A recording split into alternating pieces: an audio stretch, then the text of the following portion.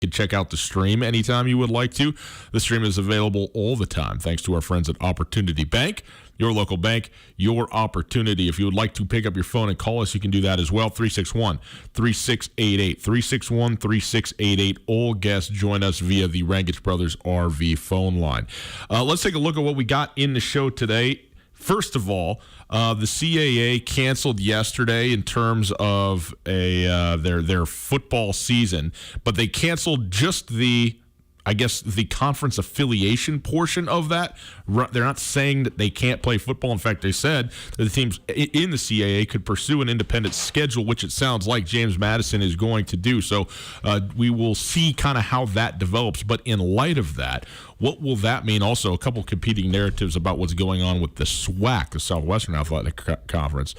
So we will get into that as well. We also will hear from our dear friend Carolyn, as we do it each and every Friday. The chick who doesn't know sports is here. Top of the hour. Very happy to welcome in Jalry Martin to the show. He is a running back at Montana State University. He just finished up his redshirt year last season, heading in now to his redshirt freshman year. He did play in 4 games, as the redshirt rule allows last season, but this is the first year where he is expected to be, in full force, as it were. And so we'll talk to him. And also, a guy out of Lakeland, Florida, a black man from Lakeland, Florida, who had some opportunities to speak during some of the protests that were happening down there, and had, I thought, some really poignant thoughts that he put together on the spot when he was back home over the course of the spring and summer during the events that took place, obviously nationwide. So we'll talk with him about all that kind of stuff and his expectations for the 2020 season, where we're at there. We also may get into a little bit of men's state amateur golf. You never know what's going to happen. And the University of Northern Colorado, UNC,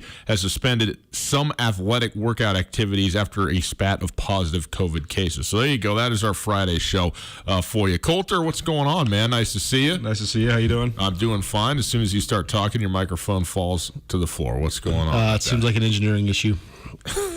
Tell Tommy. Okay, I'll tell him to come in. I've never had a microphone that actually stands up correctly. Not in almost 3 years of doing this show. Well, welcome. You're almost. I've also never had a computer. All you got to do is tighten it. I'm going to mute you so you can do it. There you go. Other direction. Oh, there it is. Away from you. Very good. Let's start, Coulter, with some college football here. We talked yesterday about the CAA canceling football, and they did a little different. They said, "Look, we're not going to have the conference, the Colonial Athletic Association, is not going to have football, but the member schools are free to do as they wish." And it's not clear to me, actually, that they're not free to do as they wish anyway, right? I mean, is there a scenario in which the conference could say, not only are we not having conference football, but we are barring our member institutions from playing? Perhaps there's that sort of power. I don't know where the power would lie in something like that between a commissioner and a university president and an athletic department. But for what it's worth, particularly James Madison is probably the most notable school. There's several others, like we talked about yesterday, Richmond and so forth, in that conference, Coulter. But it got me to thinking, and I read something, I believe it was from a friend, Andrew Houghton, who was saying, hey, why don't we just do this across the board? Why don't we have disband conference football as such for this 2020 season and start from scratch and let anybody who can and is willing to play, whoever they want, put those schedules together. Now, I understand it would be a logistical nightmare, okay? When you talk about, 150 football teams potentially trying to look at scheduling with whoever and wherever they want. Presumably, though, there would be some geographical expectations, right, that you would probably look to teams in your own area before you'd start trying to call, from Montana, Florida, and Georgia, and Kansas, and California, are going to be long down the list before you would presumably play, your neighboring states as far as it goes. I think it's an interesting consideration. What do you think about something like that? Well, I don't know. I kind of want to get into some of the details of the CAA first before we get into that, because, well, I mean, to bluntly answer your question, the reason that you don't do it, I guess I have to lead with a question to you. Yeah. What does a conference mean, and how important is a conference in this day and age in college football and in college athletics? Well, it's significant. It matters because when you're trying to understand athletically speaking, when you're trying to understand how good teams are, and you have 300 of them at the Division I level and half of those at the FCS level. That's right. To have a completely wide open thing, if they all play 10 games, you sit here and you go, well, I have no idea who's good, in the way that you did, because you could decipher, okay, the CAA, we have an idea about what the bar is for that conference, for the Big Sky, for the, for the Missouri Valley and so on, and for the others then as well. And so it starts to stagger. So it's important in that respect, I guess. It used to be a huge issue. I don't want to say issue because I think some of it actually made college football better. But it was gravitating towards conferences exclusively, with the exception of Notre Dame and the academies. That's about it now that play independent. Yeah, I mean, it has. I think UConn was between conferences at one point and played like an independent season. BYU has gone in and out of independence. But you're right; it's 4 or 5 schools. But people forget, though, all the way up until the late 1980s, many schools were independent. Miami was independent. Penn State was independent. That's awesome because of the national schedules you could play. But that's how Joe Paterno rose to so much prominence, because he was willing to play anybody, anytime, anywhere at Penn State. That's how he got them to be so good. And Penn State has not experienced – Penn State has been successful since joining the Big Ten, but they have not experienced nearly the success they experienced before joining the Big Ten. I mean, they won 2 national championships before joining the Big Ten. Miami won 2 national championships, I guess 3 national championships before ever joining a conference. So, but – that's also where you set up scenarios. Then we have split national champions, because you have a team that doesn't play in a conference that goes undefeated, and another team that plays in, I guess, in that point, like the Big 8 or the Pac 8, and so Notre Dame and Nebraska are co-national champions. Yeah. These guys are the AP champions. These guys are the College Coaches Insider champions, whatever. Yeah. So I think people were frustrated by that. I mean, no doubt. You talk about Penn State's national championships. They split both of them, and so of no fault of their own. They were undefeated both of those years. They just didn't get to win it outright because there wasn't this playoff system or a BCS system or anything. So it's always been this moving target. But on the FCS level, to answer your question, first of all, let's analyze the Big Sky Conference as a whole. What the Big Sky Conference once was and what it is now is vastly different. The lens you analyze it through, I think, has an influence on the opinion you might have of the league. In other words, what I'm saying is the old Big Sky that featured Nevada, Reno, that featured Boise State, that featured Idaho before they made the move up and then came back down. At one point it featured Cal State Fullerton, but that's not a traditional member. But with the traditional Big Sky, it was regionally a lot more symbiotic. There's a lot more traditional rivals. It was a lot stronger of a league. You could talk all about Washington Grizzly Stadium and Don Reed and Dave Dickinson and all the different factors that went into the rise of the University of Montana. But one of the main factors of the rise of the University of Montana was the exit from the Big Sky Conference of Nevada, Reno, Boise State, and Idaho. It's just the truth. So what's the prestige and tradition of this conference? This Big Sky, the current iteration of the Big Sky that's been in existence since 2012, it looks nothing like the traditional Big Sky. No one would have ever imagined you would have a public Ivy like UC Davis in the Big Sky Conference, or that you'd have one of the premier polytechnic schools in the world in Cal Poly in the Big Sky Conference.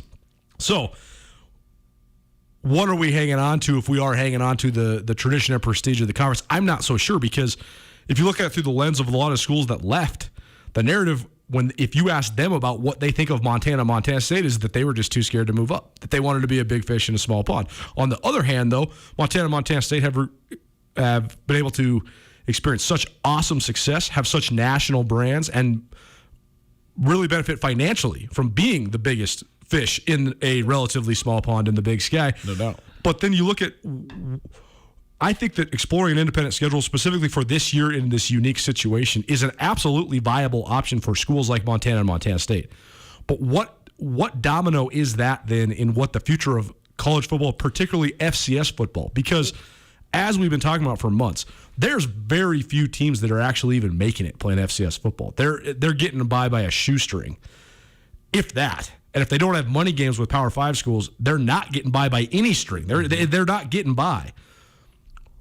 What sort of the money you could use to buy games and or the guarantees you can get to go on the road if you're Montana State, North Dakota State, James Madison, those are real things.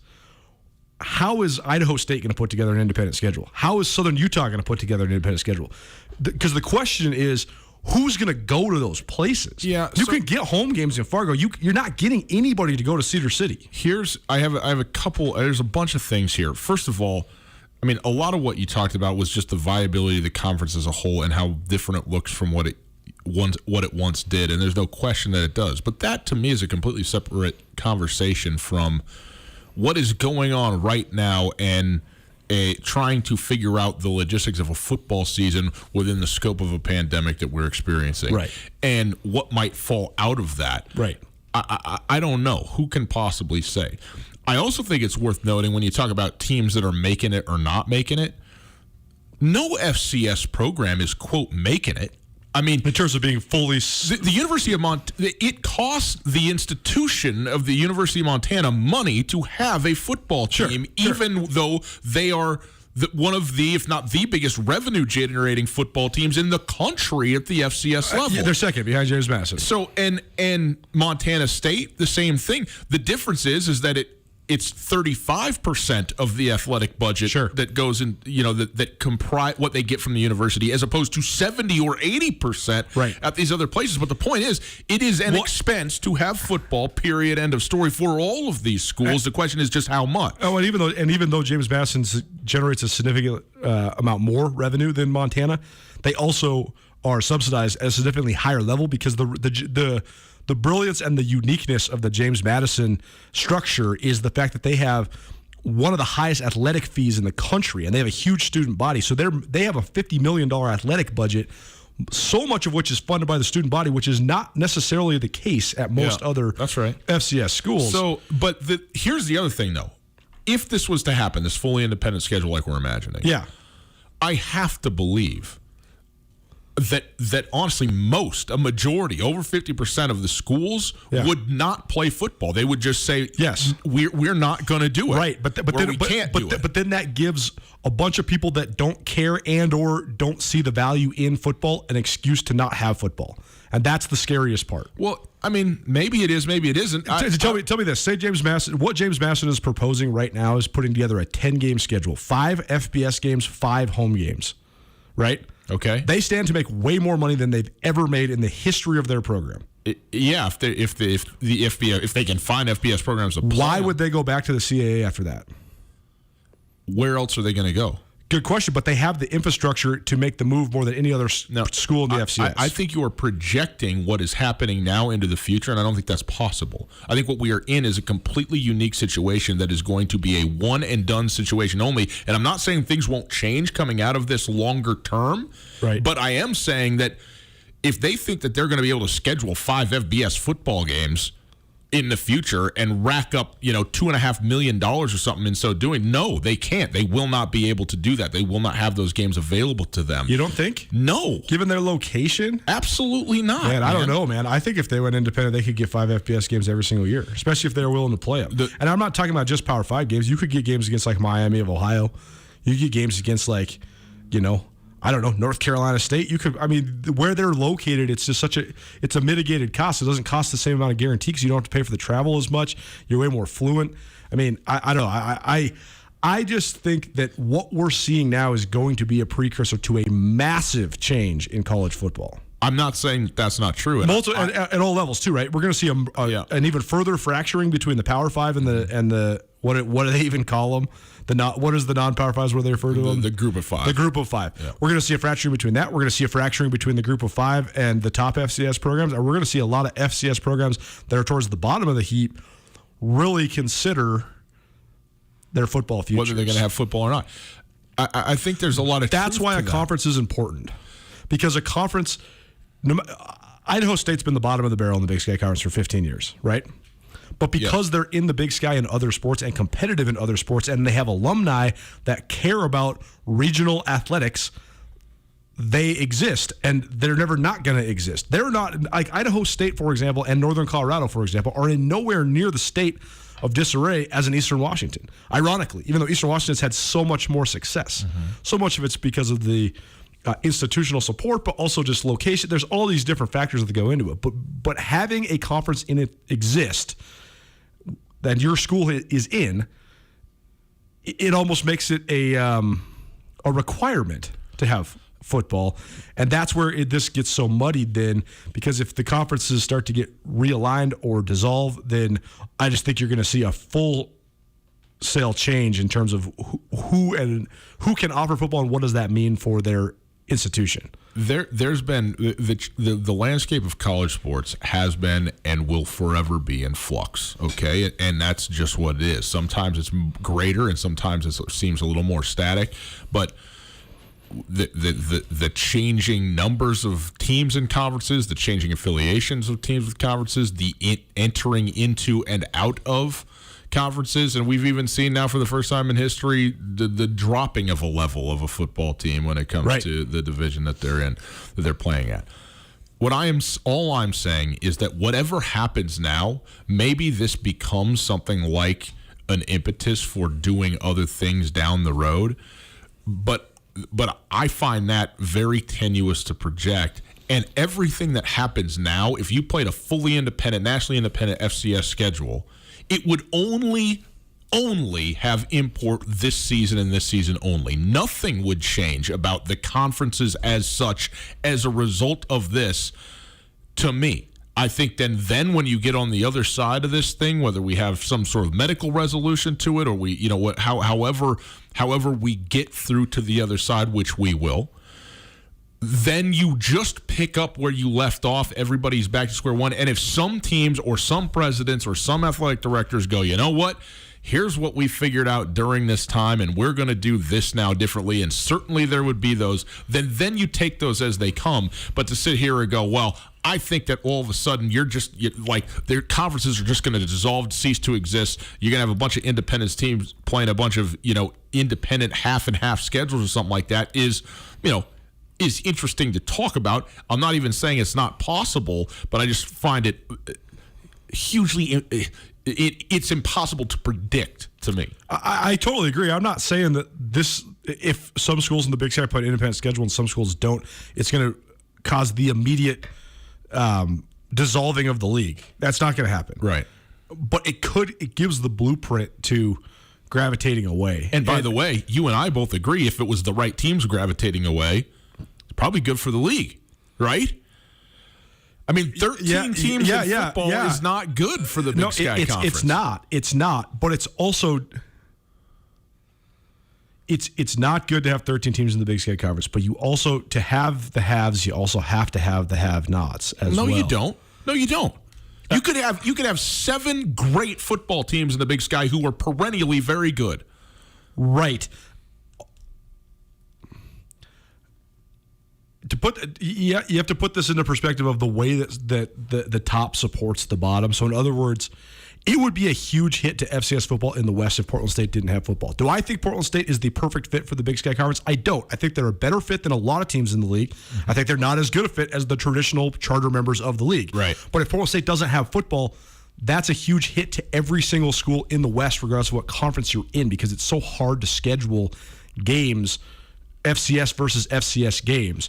And Portland State is surviving because they're in a league. Right. It's the teams that you could kick out that would be fine. It's not about the quality of the league or even the quality of the school, and the way they fit in the league, or even the tradition of them being in the league. It's all about their viability. Cal Poly going independent is fine. They can handle it. They have the money to do it. UC Davis just opened up a $50 million athletic facility. A lot of people think they're making a push to go to the Mountain West, and the Mountain West might kick out San Jose State, and UC Davis might slide in that spot. We'll see. But UC Davis being independent would actually be good for the health of the FCS, because UC Davis could play an independent schedule like Cal Poly did for years. And now you have automatic quality non-conference games that aren't FBS games. Think about how many times. I mean, I was teasing with a couple of my buddies who played for the Grizz. They were saying, we didn't know until we started following Skyline Sports that Cal Poly wasn't in the league when we were playing in Cal Poly. We just thought we opened up with Cal Poly every year. Mm-hmm. That was just the game. It was just a league game. They didn't even know that they were in the league because they played them every year. But Cal Poly can then go play all of these teams, and you have a quality, good opponent each and every year. But does it matter when you're playing the Big Sky Missouri Valley Challenge, for instance, right? Yeah. Like, regardless of whether a team's conference affiliated or not, you only have X amount of non-conference games that you're going to play, right? And you can still, there's plenty of schools, whether they're in a conference or not, that are good FCS opponents to try and schedule. Right. It's just a matter of getting them to do it, though, because it costs money. I mean, everybody's talking about Montana State had the bye game against Utah, right? It was going to be the biggest payday for an FCS playing an FBS. $675,000 was what they were going to get paid. Well, okay, Montana State makes much more than $675,000 at the gate each and every week they host a home game. Right. But you got to get quality home games to get people through the gate, right? And you have to subsidize. Maybe. You have to subsidize. Well, to have. The difference in revenue between just having Bobcat Stadium hold their capacity attendance is 17,777, but they take so much pride in being the school that has the highest percentage of attendance in the country. Mm-hmm. They oversell their stadium constantly. They have standing room only.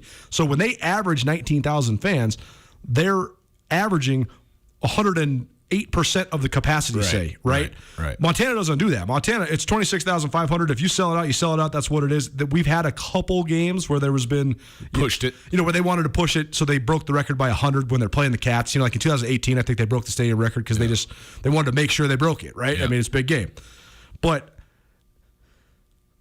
that $675,000 that Montana State doesn't get now, though, that's what goes to pay for the other two non-conference games that they're supposed to have on their schedule. Mm-hmm. And so that's where you're losing out is you need the quality because just the difference between 777 and 19,000 is significant. So you need to play, the Stony Brooks of the world rather than the, Oklahoma Panhandle states of the world. Yeah. It's Tootell Nuanez, 102.9 ESPN radio. I've got one other thing I want to touch on here, but we didn't do this off the top. We got to do it right now. It is Friday, and I am so very satisfied with my Florence Coffee Company Iced Americano. Coulter, this is your drink of choice, the Americano. Is that what you got today? Of course. Oh, yeah. Iced Americano. It's what I got. You got what you got as well. Yep. So we're drinking buddies here with our coffees. It is Friday. You're cruising around Western Montana. There's a Florence Coffee Company kiosk very near to where you are, and it is the perfect day to just get a little bit of iced coffee going. I know that Reese in the back, he got a hot Americano. He wanted to, get the standard deal. They hook it up, and they do it the right way, man. Automatic additional shot for every additional size of drink that you get, so you have a consistent coffee to water ratio. It just makes sense, for crying out loud. Why are we charging for this additional stuff? It's just how it should be done. That's the way Florence Coffee Company does it. Our thanks to them for sponsoring the Florence Coffee Company Coffee Break, as they do each and every Friday around here. Coulter, competing narratives. Brent McMurphy, who is a very reliable source, tweeted out today that Monday, the sources are saying Monday, the SWAC will announce the canceling of football. The commissioner of the SWAC rebutted that report and said that is 100% false. He said, I don't know how the presidents will vote on Monday, but we don't know what is going to happen on Monday. There will be a vote for it. My guess is that Brett McMurphy has pretty good information of how that vote is going to go come Monday from the presidents, even though the vote itself has not even happened. So there's not a report about some past tense fait accompli sort of thing, but it seems very likely. I would probably roll with when we take the air at 4 o'clock in 72 hours from now, the SWAC will also be one of the conferences not having football in the fall. I think that both sides are right. It's a matter of semantics when you're talking about this, because this is why the Big Sky was smart to follow the NCAA's lead, and the very initial statement that Commissioner Tom Wissershill made, stemming from the initial conversations that the Big Sky presidents had, was that at the end of the day, no matter what decision is made, we are going to have the individual teams be autonomous in their own decision making, and then we will take whatever feedback we get from them and try to make some sort of cohesive decision ourselves. But first and foremost, each school will make their own individual decisions. And that's exactly probably what we're going to hear from everybody. Like the Ivy League just said it's canceled. That's it. The Patriot League, canceled. But everybody else has left the door open for spring football, for spring fall sports. But also now with the CAA saying we're not having a conference season, but you can still participate in fall sports, I think that's going to be the trend. So the model. So the SWAC might do that exact same thing. So then the commissioner, it's not being canceled. You can still have football. We're just canceling the conference portion of it. Can I ask? Let me ask you a question. Yeah. As it pertains to the Big Sky and all of this, we just got an email today. The Big Sky Media Days are being moved up to Thursday and Friday of next week. Yeah, it's very symbolic. What do you read into that? I mean, I think it's very cut and dry. I think that they want to get all the content they possibly can out of this before they cancel. But I don't. But again, I don't know. I don't quite copy. Like, why wouldn't they wait for? I mean, they're gonna to get a second news cycle through or something like this. Just to have all conference teams, to have a narrative around the season, and then make the announcement that then we're not having a conference season, but schools can play independently, and so then basically you still have the hype around a pending and potential football season that might just not include all of your members, but then the members that maybe decide not to play can have a little bit of publicity going into then what's going to be a dark period, basically. It's Tootell. What do you think?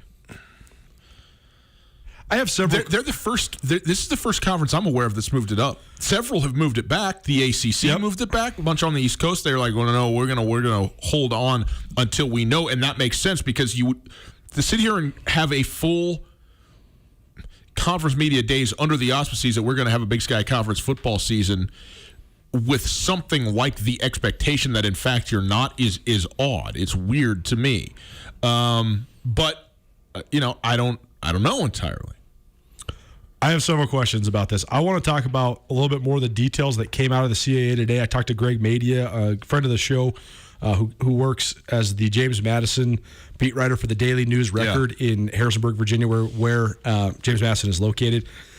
I have some stuff from him as well as some questions, and I also want to talk about the way that this pertains to particularly the Montana schools and if they might follow the trend of James Madison. And I also want to talk a little bit more about the media days too. So let's do that. We'll do that, and also if there is going to be an independent schedule in the Big Sky, who should the Montana schools play? Yes, each other is going to make the list. Boys and girls, the second annual Smoke on the Water presents Fire in the Hole. It's a 9-hole golf scramble. It's a week from this Saturday, okay? A week from tomorrow, July 25th at the Linda Vista Golf Course. Registration's at 1. Shotgun start at 2. Festivities are going till 8. There's going to be dinner after the scramble and everything else. They got both live and silent auctions. They got artwork. They got fishing and hunting trips. They got bourbon. They got rounds of golf. If you want to see the auction items, go online to cigarsonthewater.com. That's cigarsonthewater.com.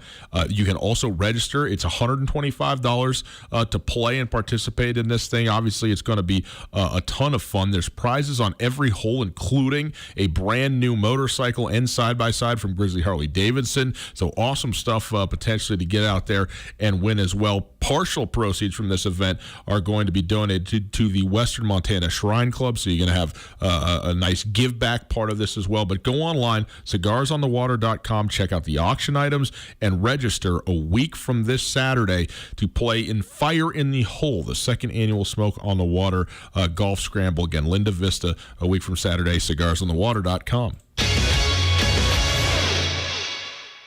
Yes, Polaris is open. The great outdoors are wide open, so why not make the most of it during the Polaris Summer Sales event? Take the family on a cross-country adventure with Polaris General, the world's most comfortable, most powerful sports utility machines. Kick up some dust in a Razor, the off-road's most thrilling performance side-by-sides. Grab the bars of a legendary Sportsman ATV and discover the freedom of unstoppable performance. Or get more done between your fence lines with Ranger, America's favorite off-road workhorse. There's never been a better time to say yes to outdoor adventure. Enjoy rebates up to $1,000 on the off-road's best during the Polaris Summer Sales event at Kurtz Polaris. Kurtz Polaris is at 2904 West Broadway in Missoula and Highway 83 in Sealy. Kurtz has all the best in off-roading with dirt bikes and side-by-sides, and now Kurtz has Crest pontoon boats in stock for the season.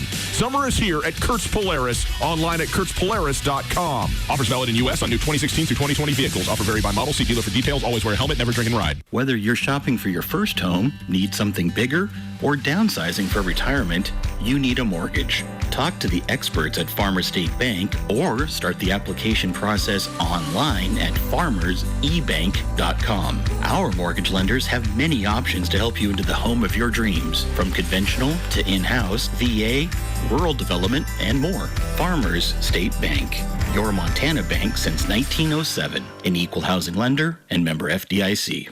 There's a reason the Desperado has been voted best wings and sports bar in Missoula. Start with the wings. Despo wings are never frozen, which is why they're always big, juicy, and tender. And the burgers and steaks at the Despo? They purchase them each day from a butcher shop right here in town. And when it comes to drinks, the Despo has the coldest beer on tap and is always served in a frosty mug. All this plus the NFL ticket every Sunday, Grizz games, and the friendliest staff in town. The Desperado Sports Tavern, across from the Y on Russell. Do you or your business have audio needs? Missoula Broadcasting Company has you covered with full-service audio production studios, fully staffed with a suite of equipment with tools to produce professional studio-quality audio. Anything from podcasts to radio commercials, social media campaigns to audiobooks. If you can hear it, we can handle it. Missoula Broadcasting Company is your audio headquarters. For more rates and more information, call me, Colter Nuanez, at Missoula Broadcasting Company today at 406-721-6800. Hey, David here with Garden City Plumbing and Heating. Did you know that according to the EPA, the concentrations of some pollutants are often 2 to 5 times higher indoors than they are outdoors? With you and your family spending more time in your home, you should not have to second guess the indoor air you breathe. You deserve to be comfortable and to trust it. If you have any questions about indoor air quality, or if you would like to schedule a free indoor air quality consultation, call us today at 728-5550. ESPN Missoula Sports Center. Good afternoon. Ryan Tootell, Colton Nuanez. Here's some sports news for you. A variety of recruiting news emerged from the University of Montana football and women's basketball programs at the end of this week. First, the Grizz football team received a verbal commitment from Declan McCabe, a 6'4", 245-pound offensive lineman out of Midway High School in Waco, Texas. And then came the latest commit from Missoula Sentinels. Spartans linebacker Gino Leonard gave his pledge to the Grizz football team Thursday afternoon. Also, Thursday afternoon, the Lady Grizz got a verbal commitment from Haley Heward. She is the daughter of former University of Washington and NFL quarterback Brock Heward. In breaking news right now this afternoon, this is probably more pertinent to all of our listeners than anything. City League softball in Missoula officially canceled. What a bummer. Back to the recruits. McCade and Leonard are the third and fourth recruits to verbally commit to Montana head football coach Bobby Houck and his staff. Leonard is the third player from Sentinel to commit to UM this offseason alone. He joins wide receiver TJ Roush and 2A athlete Jace Kuswich as Spartans who have given their pledge to the Grizzlies. Haley Heward averaged 13.5 points and 6.8 rebounds last season at Eastlake High School in Sammamish, Washington. She was transferred to Valor Christian for her senior year. Her mother, Molly, was a standout basketball player at the UW. Finally, Colonial Athletic Association announced today the cancellation of fall sports, including football, but teams will be allowed to play football and other sports independently.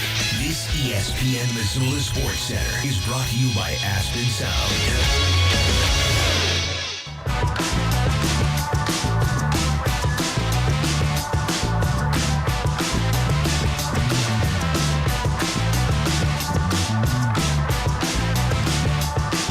Coulter and I each get to ask and answer one more question about this, and then we will get to Carolyn, the chick who doesn't know sports. Is Tootell and Nuanez, 102.9 ESPN Radio, at Gus Tootell on Twitter.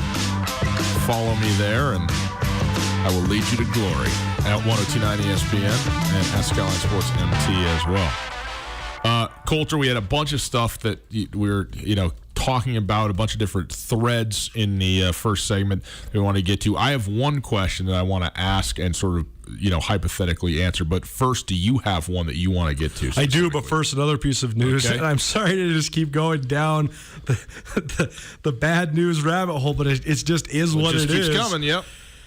It's like my brother said. He said, you should just be the guy who gets out ahead of everything. Just say breaking. Life is over.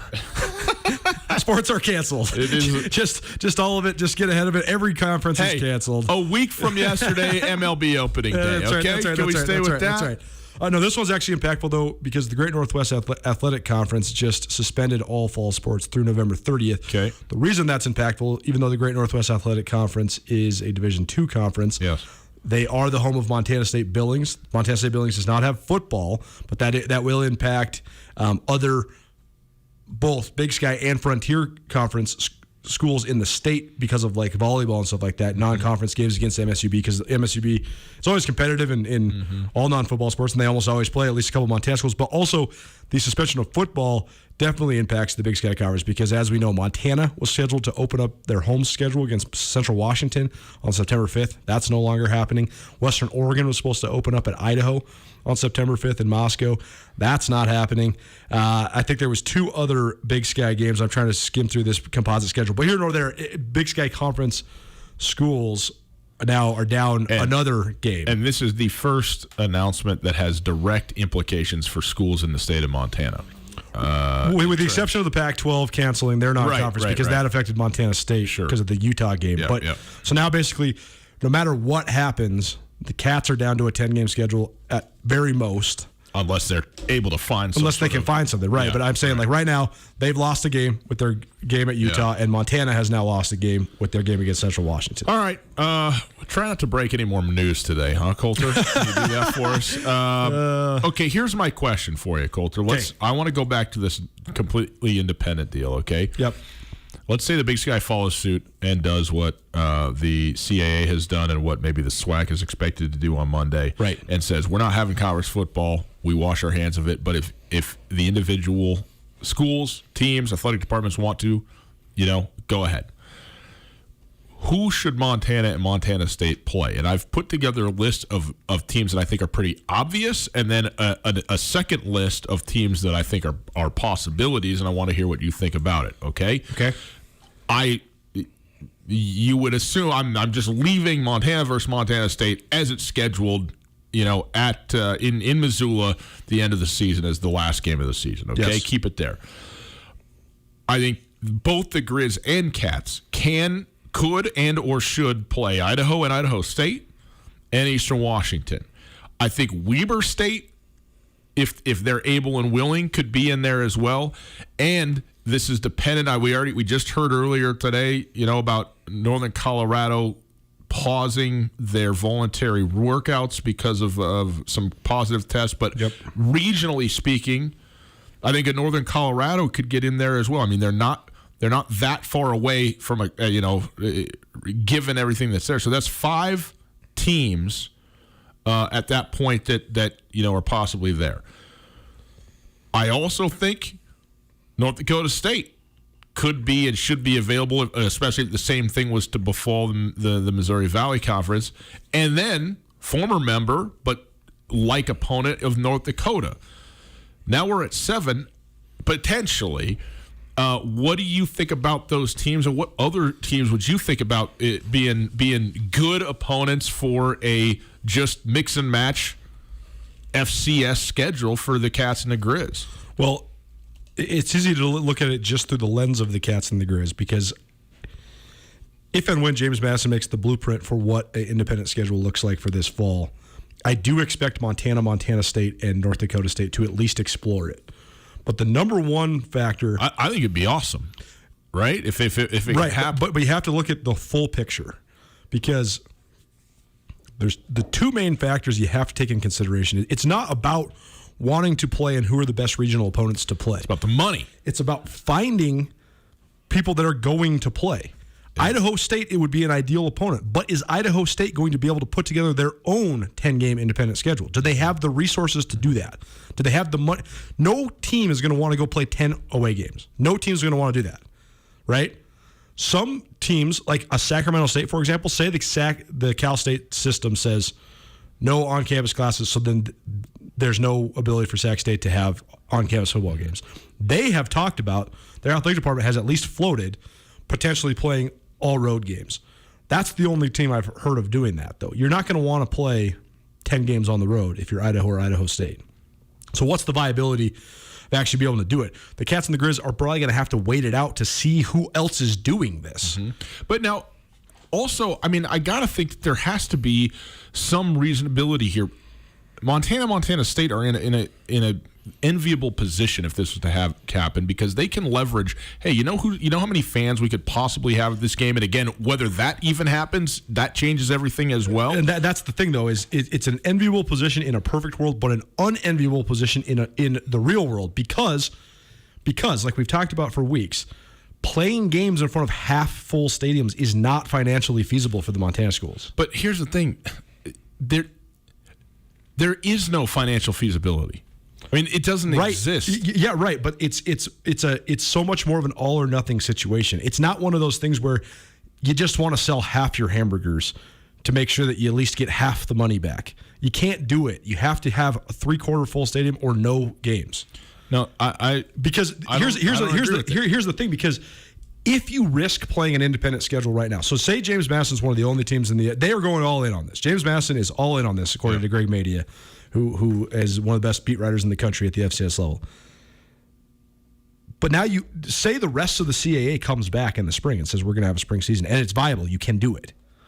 Now James Madison's out for that season. And James Madison, although they're going to make money off playing FBS opponents, they're not going to be able to pack their 28,000 person stadium. Mm-hmm. They might be able to. Might is the key word. We have no idea what the world's going to be like in May, but they might. Mm-hmm. It's a no in September. It's a maybe in May. So that's going to be the situation that the Cats and the Grizz get into. Is do we roll the dice and try to play a home and home against NDSU, a home and home against a home and home Cat Grizz, fill in the schedule with Idaho and Weber and North Dakota and whoever might also be exploring it, or do we wait so then when Cat Grizz is in Missoula on say May 15th we can sell it out. Tootell, Nuanez, 102.9 ESPN Radio. We got a lot more to say about this, and there's a lot more coming, especially next week with Big Sky Conference football media days being now moved up to Thursday and Friday of next week, the 23rd and 24th. So we'll certainly talk more about that, perhaps even later on in this show today. But we got to get out because after all Coulter's depressing news breaking that he's doing, we got to have a little bit of fun. Carolyn, the chick who doesn't know sports, she's up right after this.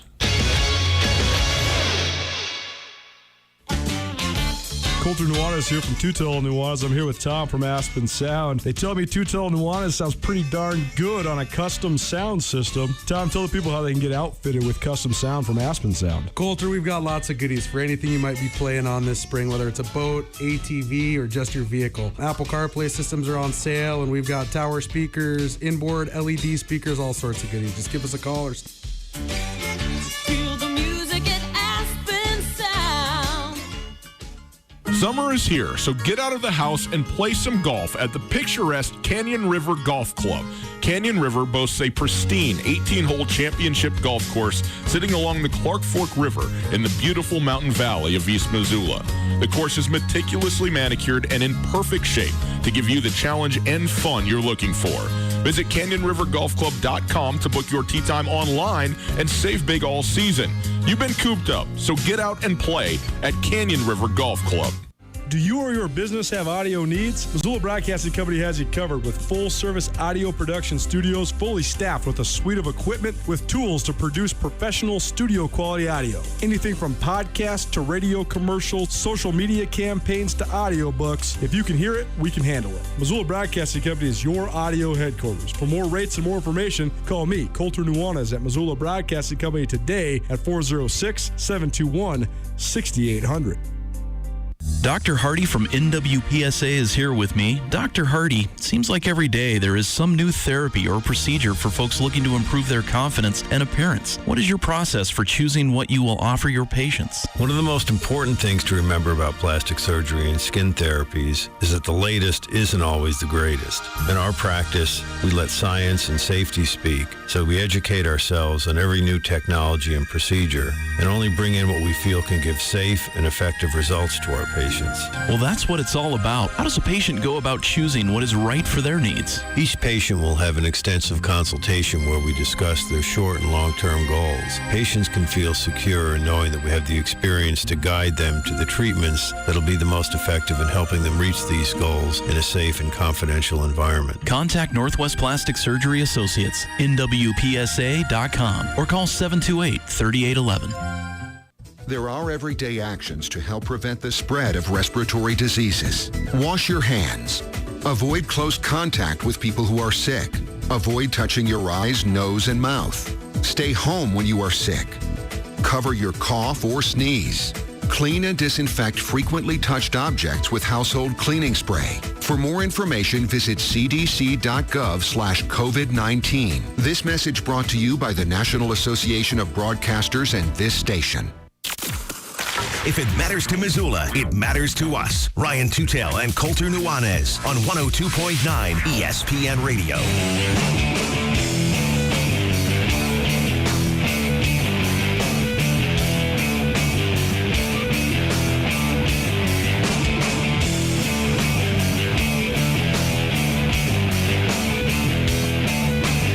Welcome back, boys and girls. It is a Friday edition of Tootell and Nuanez. How you doing out there?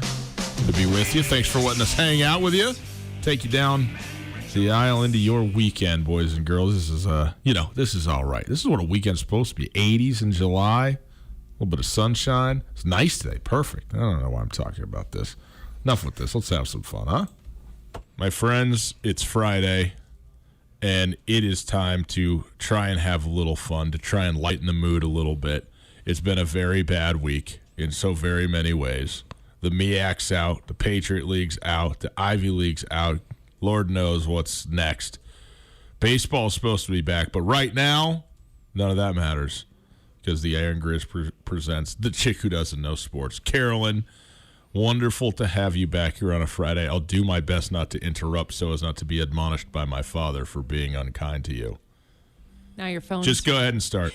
Just go ahead and start. Well, I actually wanted to start by giving a shout out to your father, who was really looking out for me and gave Ryan a little grief because he thinks that Ryan gives me too much grief. He pulled me aside in the garage, man to man. You interrupt Carolyn, and I don't think that it's okay. Yeah. The best part about Ryan's dad is when he does these things, he is so dead serious. Completely. And if you try to make it into like, oh yeah, I'll work on it, Dad, like, haha, he'll stare through your soul. Yes, he will. He will stare through it. Well, I just feel really grateful that he's looking out for me. Mm-hmm. So it's just. What's next, Carolyn? Okay, well. Do you see the irony of what just happened there? Yeah, I find it somewhat offended. I'm sort of offended that Chris doesn't stick up for me. You know what is funny? I brought it up. I said I do it to Colter all the time. He goes, well, it's a little different when it's Colter. Thanks, Chris. So I can be as rude to you as I want to be, just not to Carolyn. Well, it's actually funny because that's I would say that's the primary evolution of this show from Tootell and Tucker to Tootell and Nuanez, because you could have just called the show The Interruption. Yeah. With I like you that. and Tucker, because it wasn't ever part in the interruption, though, because there was no apologies to be had with the interrupting. Tucker is perhaps the greatest interrupter that's ever lived. He does. When he's got an idea, it's coming. That's why he's a great talk radio guy, because as soon as it's off the rails, bam, Tucker. That's funny, because sometimes after a night out of drinking some wine with friends, I wake up in the morning and I'm like, is my nickname the Interrupter? Because I get so excited to talk and tell my stories.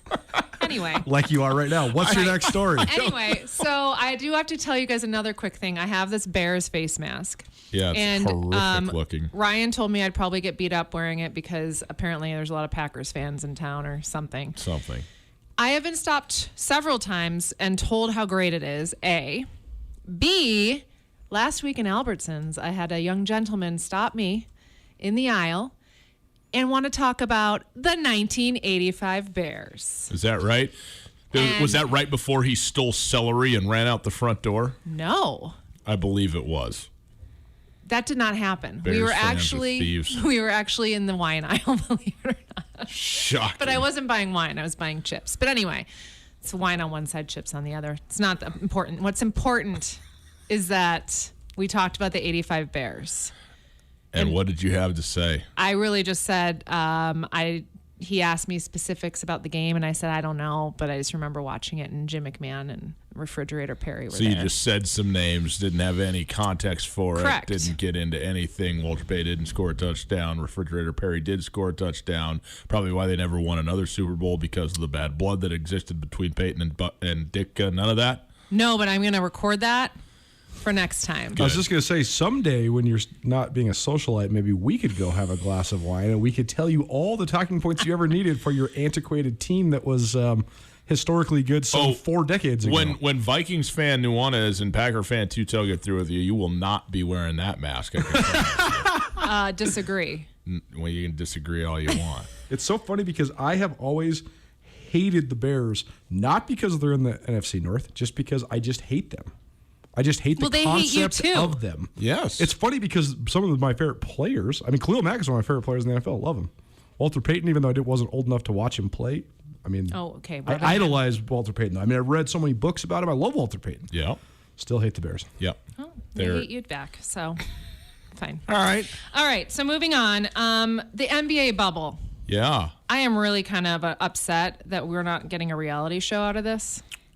Okay. We are. It's called the rest of the NBA season. No, I want cameras following them. I bet it is just a blast in there. I bet they are having so much fun. Man, I bet you they're not.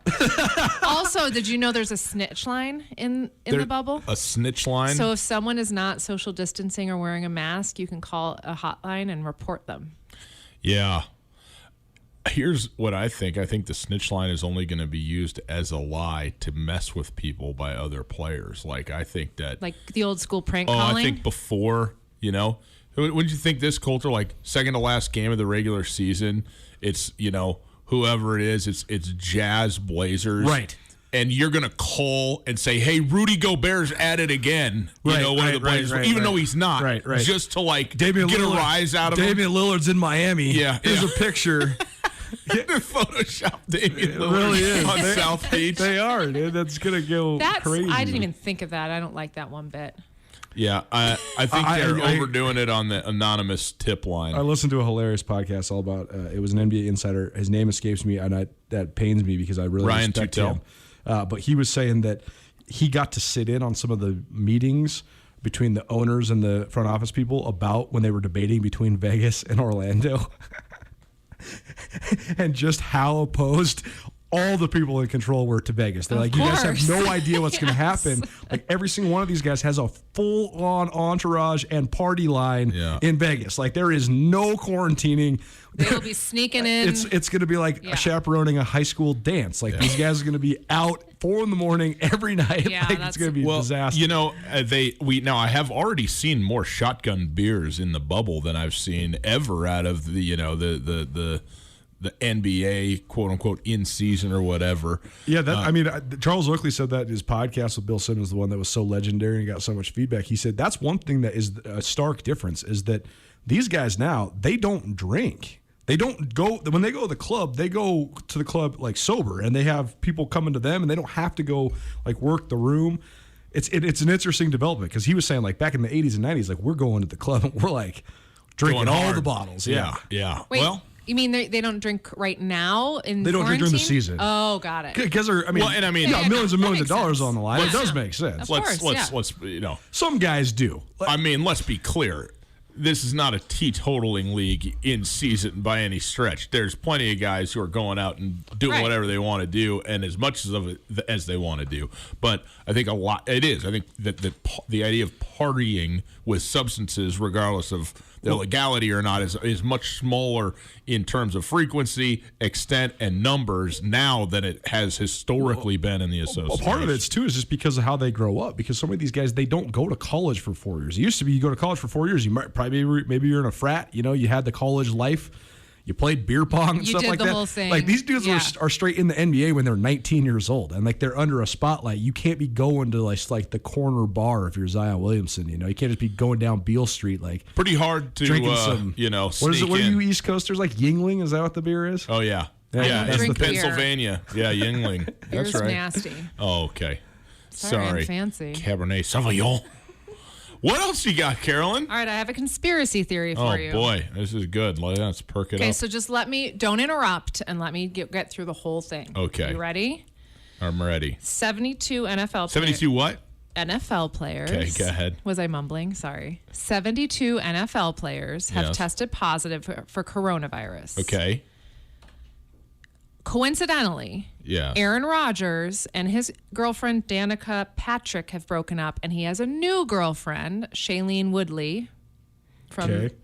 No, I She's just an actress. I didn't even know that Danica and Aaron Rodgers had broken up. Like, where did you get that information? Is that a conspiracy? No, TMZ. Hello. Oh. Anyway, if you're getting a new girlfriend during COVID, you're not taking the necessary precautions. So I'm going to go ahead and blame Aaron Rodgers for the spike of coronavirus in the NFL. Thank you. Put the mask back on.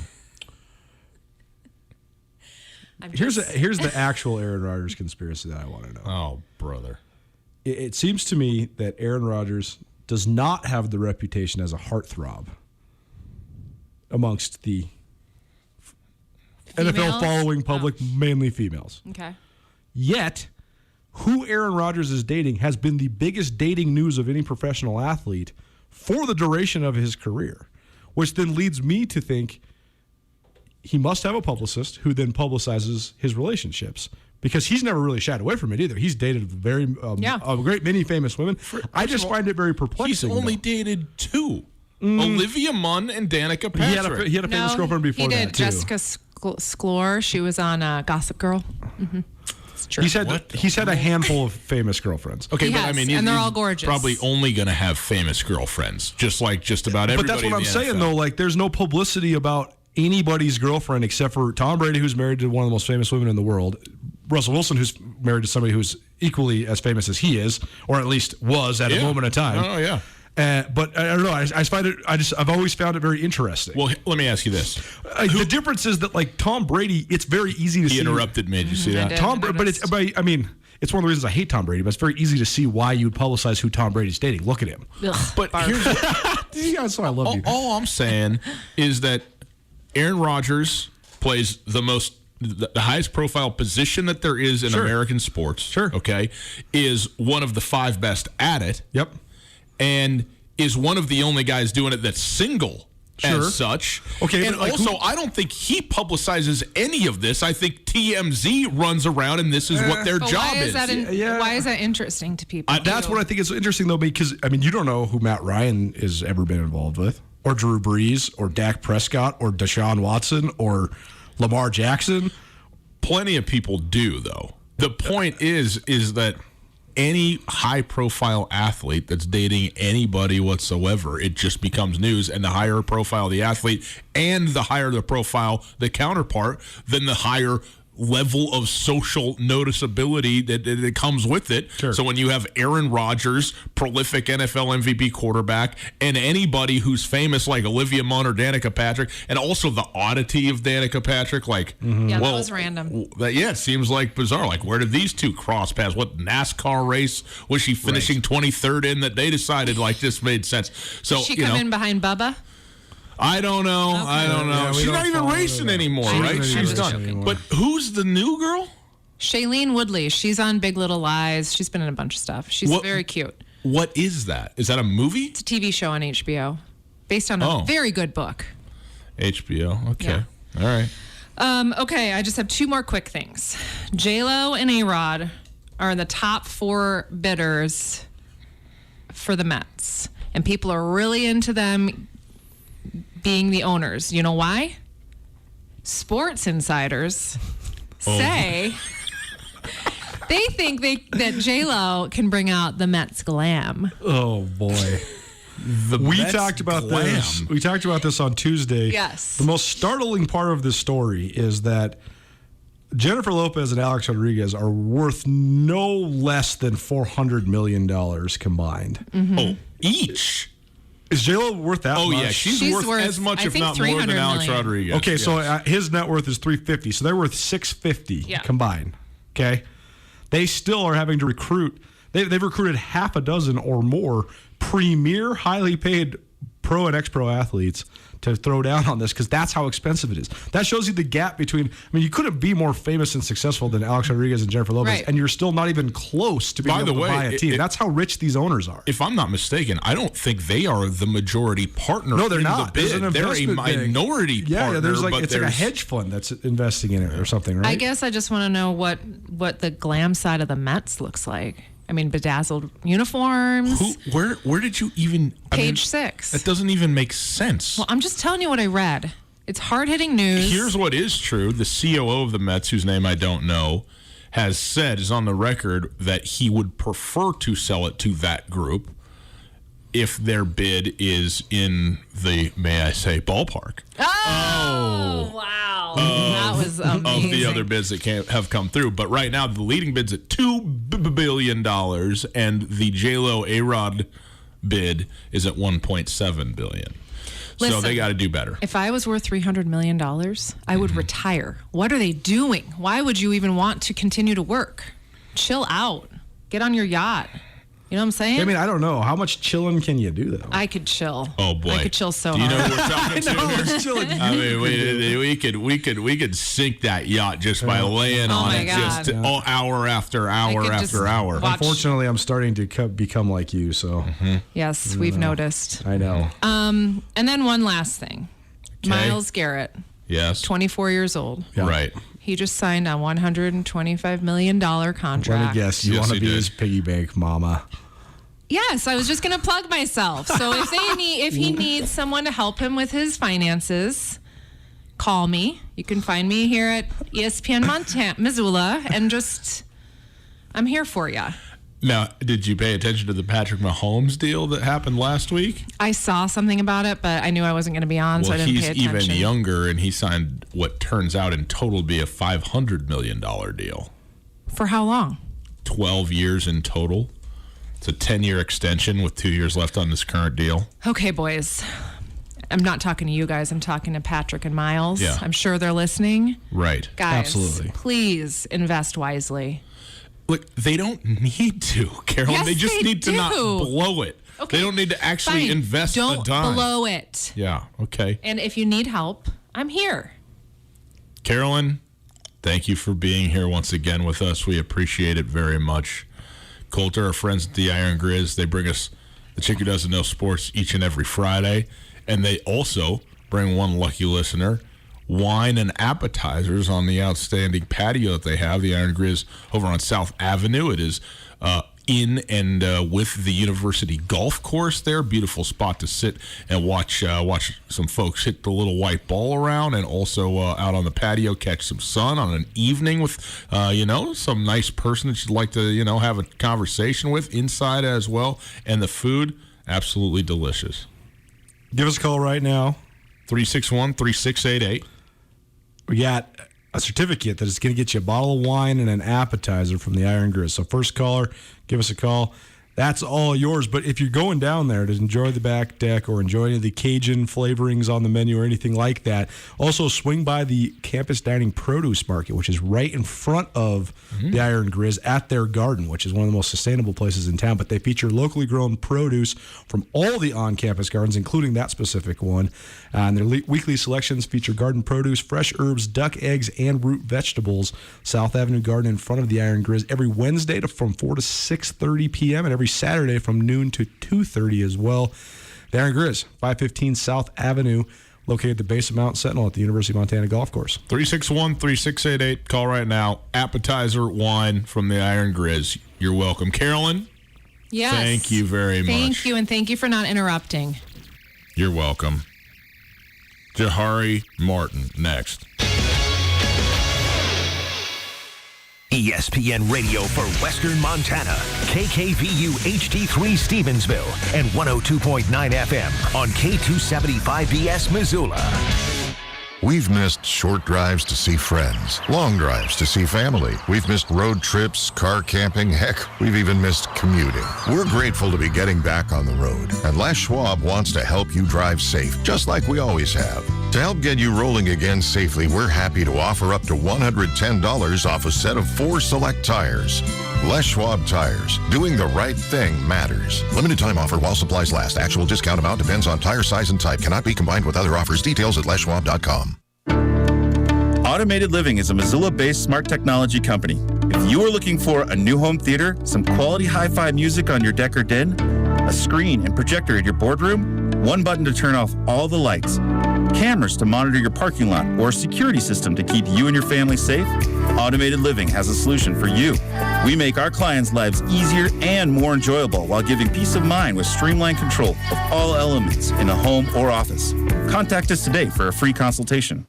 Hello, Montanans. Times have been uncertain, but we here at the Montana Club have relished seeing how our communities have pulled together. We've been grateful to serve you delivery and takeout, which we will continue to do, and we are excited to announce that our dining room is open again. Thank you for supporting us during this time. We can't wait to see you and serve you all of your Montana Club favorites. As always, we are here for you.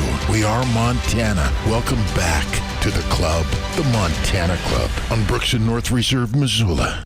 Hey, boys and girls, Ryan Tootell here from Tootell and Nuanez, Missoula's only local daily sports talk show. On the air every weekday afternoon from 4 to 6, but also available around the clock via the podcast. Heck, that's one of the great things about being in Montana, the short commute. I know you're not in your rig for 2 hours every afternoon driving home, so you can get us anytime you want us on your favorite podcasting platform. The Tootell and Nuanez podcast, the show in its entirety every single day, anytime you want it. Thanks to Blackfoot and Alpine Touch. After a long couple of months, it's finally feeling like we're getting back to business as usual. But it's not the usual at all. At Missoula's Wingate, we are, as always, committed to giving you a relaxing stay at a great value. But we're also balancing the new guidelines like maximum pool occupancies and increased disinfecting to protect your health with a never-ending pledge to make you feel at home when you're not. If you find yourself on the road in the Missoula area, please consider staying with us at Missoula's Wingate. There's an amazing transformation happening on the Clark Fork. Thanks to the work of river lovers like you, our water is cleaner, our streams are healthier, and once depleted fisheries are making a comeback. But our river has been through a lot over the last century, and it's not yet as healthy as it could be. At the Clark Fork Coalition, we work every day to remove pollution, restore streams, and protect clean water all across western Montana. It's a big job, and we need your help. When you support the Clark Fork Coalition, you help revitalize the waterways that keep our fish and wildlife healthy and our local economies strong. Give and get involved today at clarkfork.org. ESPN Missoula Sports Center. Hey, how are you? Ryan Tootell, Colton Nuanez. There's some sports news for you. A variety of recruiting news emerged from the University of Montana football and women's basketball programs over this past week. First, the Grizz football team received a verbal commitment from Declan McCabe, a 6'4", 245-pound offensive lineman out of Midway High School in Waco, Texas. Then came the latest commitment from Missoula Sentinel, as Spartans linebacker Gino Leonard gave his pledge to the Grizz football team as well. On Thursday afternoon, the Lady Grizz got a verbal commitment from Haley Heward. She is the daughter of former University of Washington and NFL quarterback Brock Heward. In breaking news on the Grizz football side of things, Great Northwest Athletic Conference canceled or delayed all fall sports till November 30th. That means that the Montana football opener September 5th against Central Washington has been suspended. And in terms of those Grizz football recruits, McCabe and Leonard, the third and fourth verbal commits to the UM football program. Leonard is the third player from Sentinel alone this offseason to commit. He joins wide receiver TJ Rouse and two-way athlete Jace Kluswich as Spartans soon-to-be Grizz. As for Haley Heward, she averaged 13.5 points and 6.8 rebounds last season at Eastlake High in Sammamish, Washington. She has transferred to Valor Christian for her senior year. Her mother, Molly, was a standout basketball player at the University of Washington. This edition of the ESPN Missoula Sports Center is brought to you by Aaron Pignano of Exit Realty in Missoula.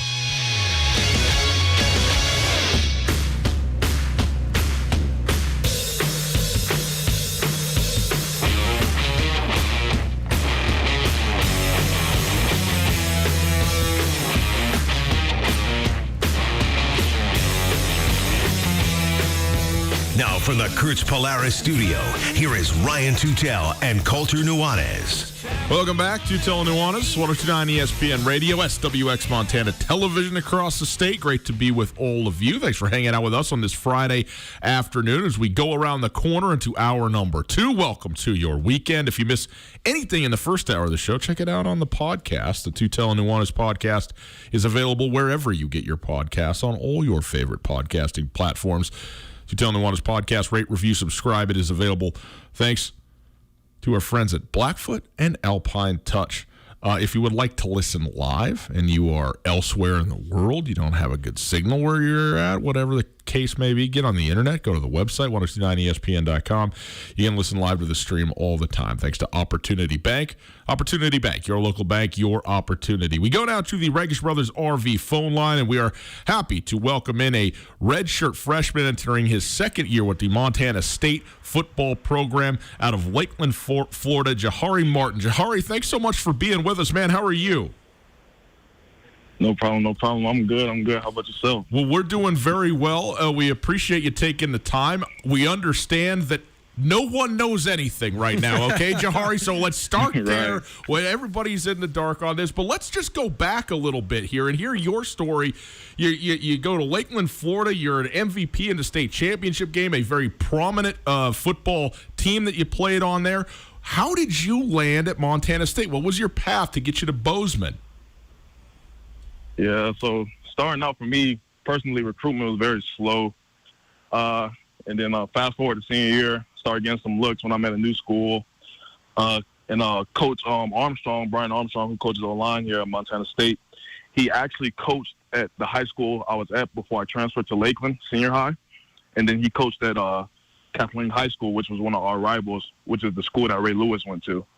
So he coached there for a couple of times. So he was kind of familiar with the area. And so he came down and saw me and checked me out and came on a visit, and I loved it. So that's how I ended up in Montana State. Hey, Jahari, Colter Nuanez, good catching up with you, man. Thanks so much for joining us. And I remember when we were talking during your recruitment, I remember we were texting after you came to Montana, and you said you loved it and you were going to commit. And then I remember we did the story. But then now that you've had a year under your belt, living in Bozeman, I mean, you're one of the guys on the team that's from one of the farthest places away. There's not very many guys that are from farther away than you are. So what was your first year away from home like, and what did you think of just your first year at Montana State? It was okay. I would say it was okay. The winter wasn't as bad as I expected. You know, when I first came in, I think like the year when I was getting recruited, when I was still in high school, I guess that winter it was like -40 over here, and it was just super bad. That sounds super bad. Yes, that sounds cold right there. Yeah. So I was expecting it to be like that, but it wasn't that bad. Of course, it was still bad from me being from Florida and still getting used to this change in the elevation and whatnot. But it was good. I like the community. Everybody's pretty nice and chill. The fan base is awesome. Game days is awesome, and everything just about Bozeman is just awesome. So I don't have too much to complain about right now after my first year. It's interesting the way that this new rule is impacting things where you can play a little bit as a freshman and still maintain your red shirt. And I know on one hand, that's awesome because you get to kind of cut your teeth playing in Big Sky Conference games, in college football games. But then on the other hand, maybe sometimes it's a game where you're not going to play, and so you're chomping at the bit. You wish you could get in there. So what was that like, just kind of having to be ready, but knowing that you probably were only going to play about 1/3 of the time? Yeah, it was kind of nice to have. I'm glad the NCAA brought that rule along, the little 4-game rule, because it gave me a chance to like experience how the game speed of college football was and get a glimpse of how it is. And I'm glad I took that redshirt year because, as you know, I came in as a linebacker and I switched to running back.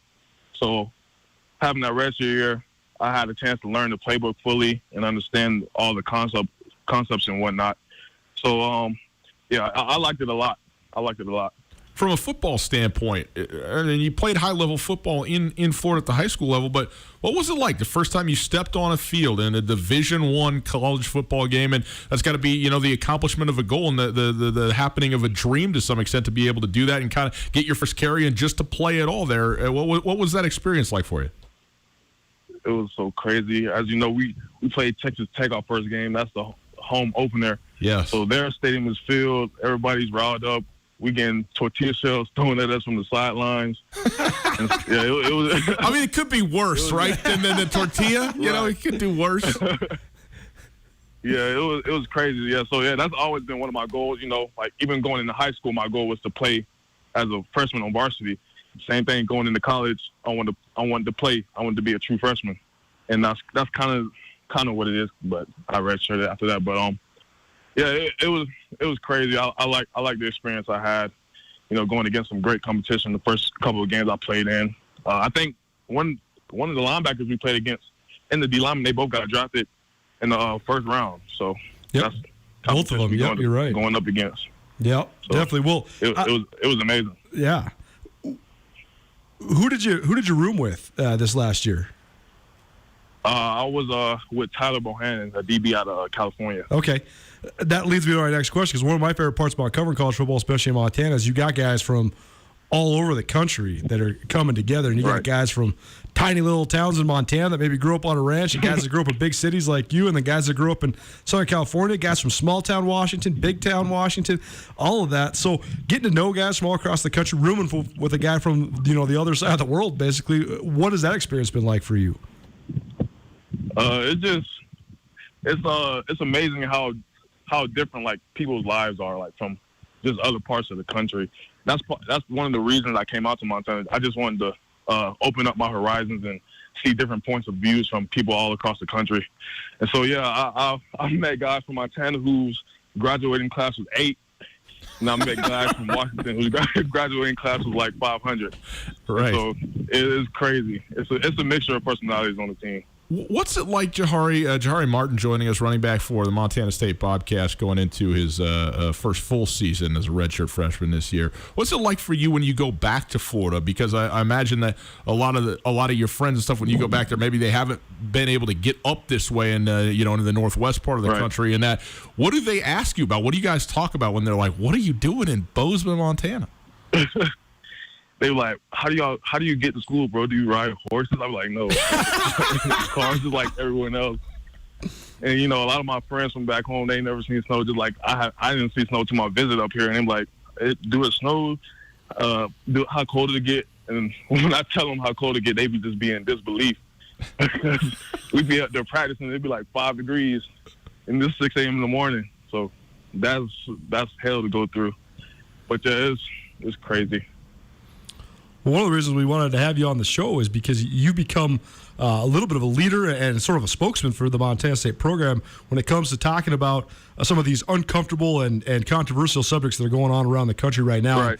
Ryan and I both, we talked extensively about how being in Montana, one of the great experiences we've got to have is just covering college sports, covering college football, because like you, we get to meet guys from all around the country. And when you're around a team, especially a tight-knit team like you guys were last year, you just see that where you come from and the color of your skin, all that kind of stuff, it doesn't even matter. Everybody's brothers. Everybody comes together for a common cause. And that's, I think that hurts us that are involved in sports, maybe even at a higher level, because we understand how well people can get along.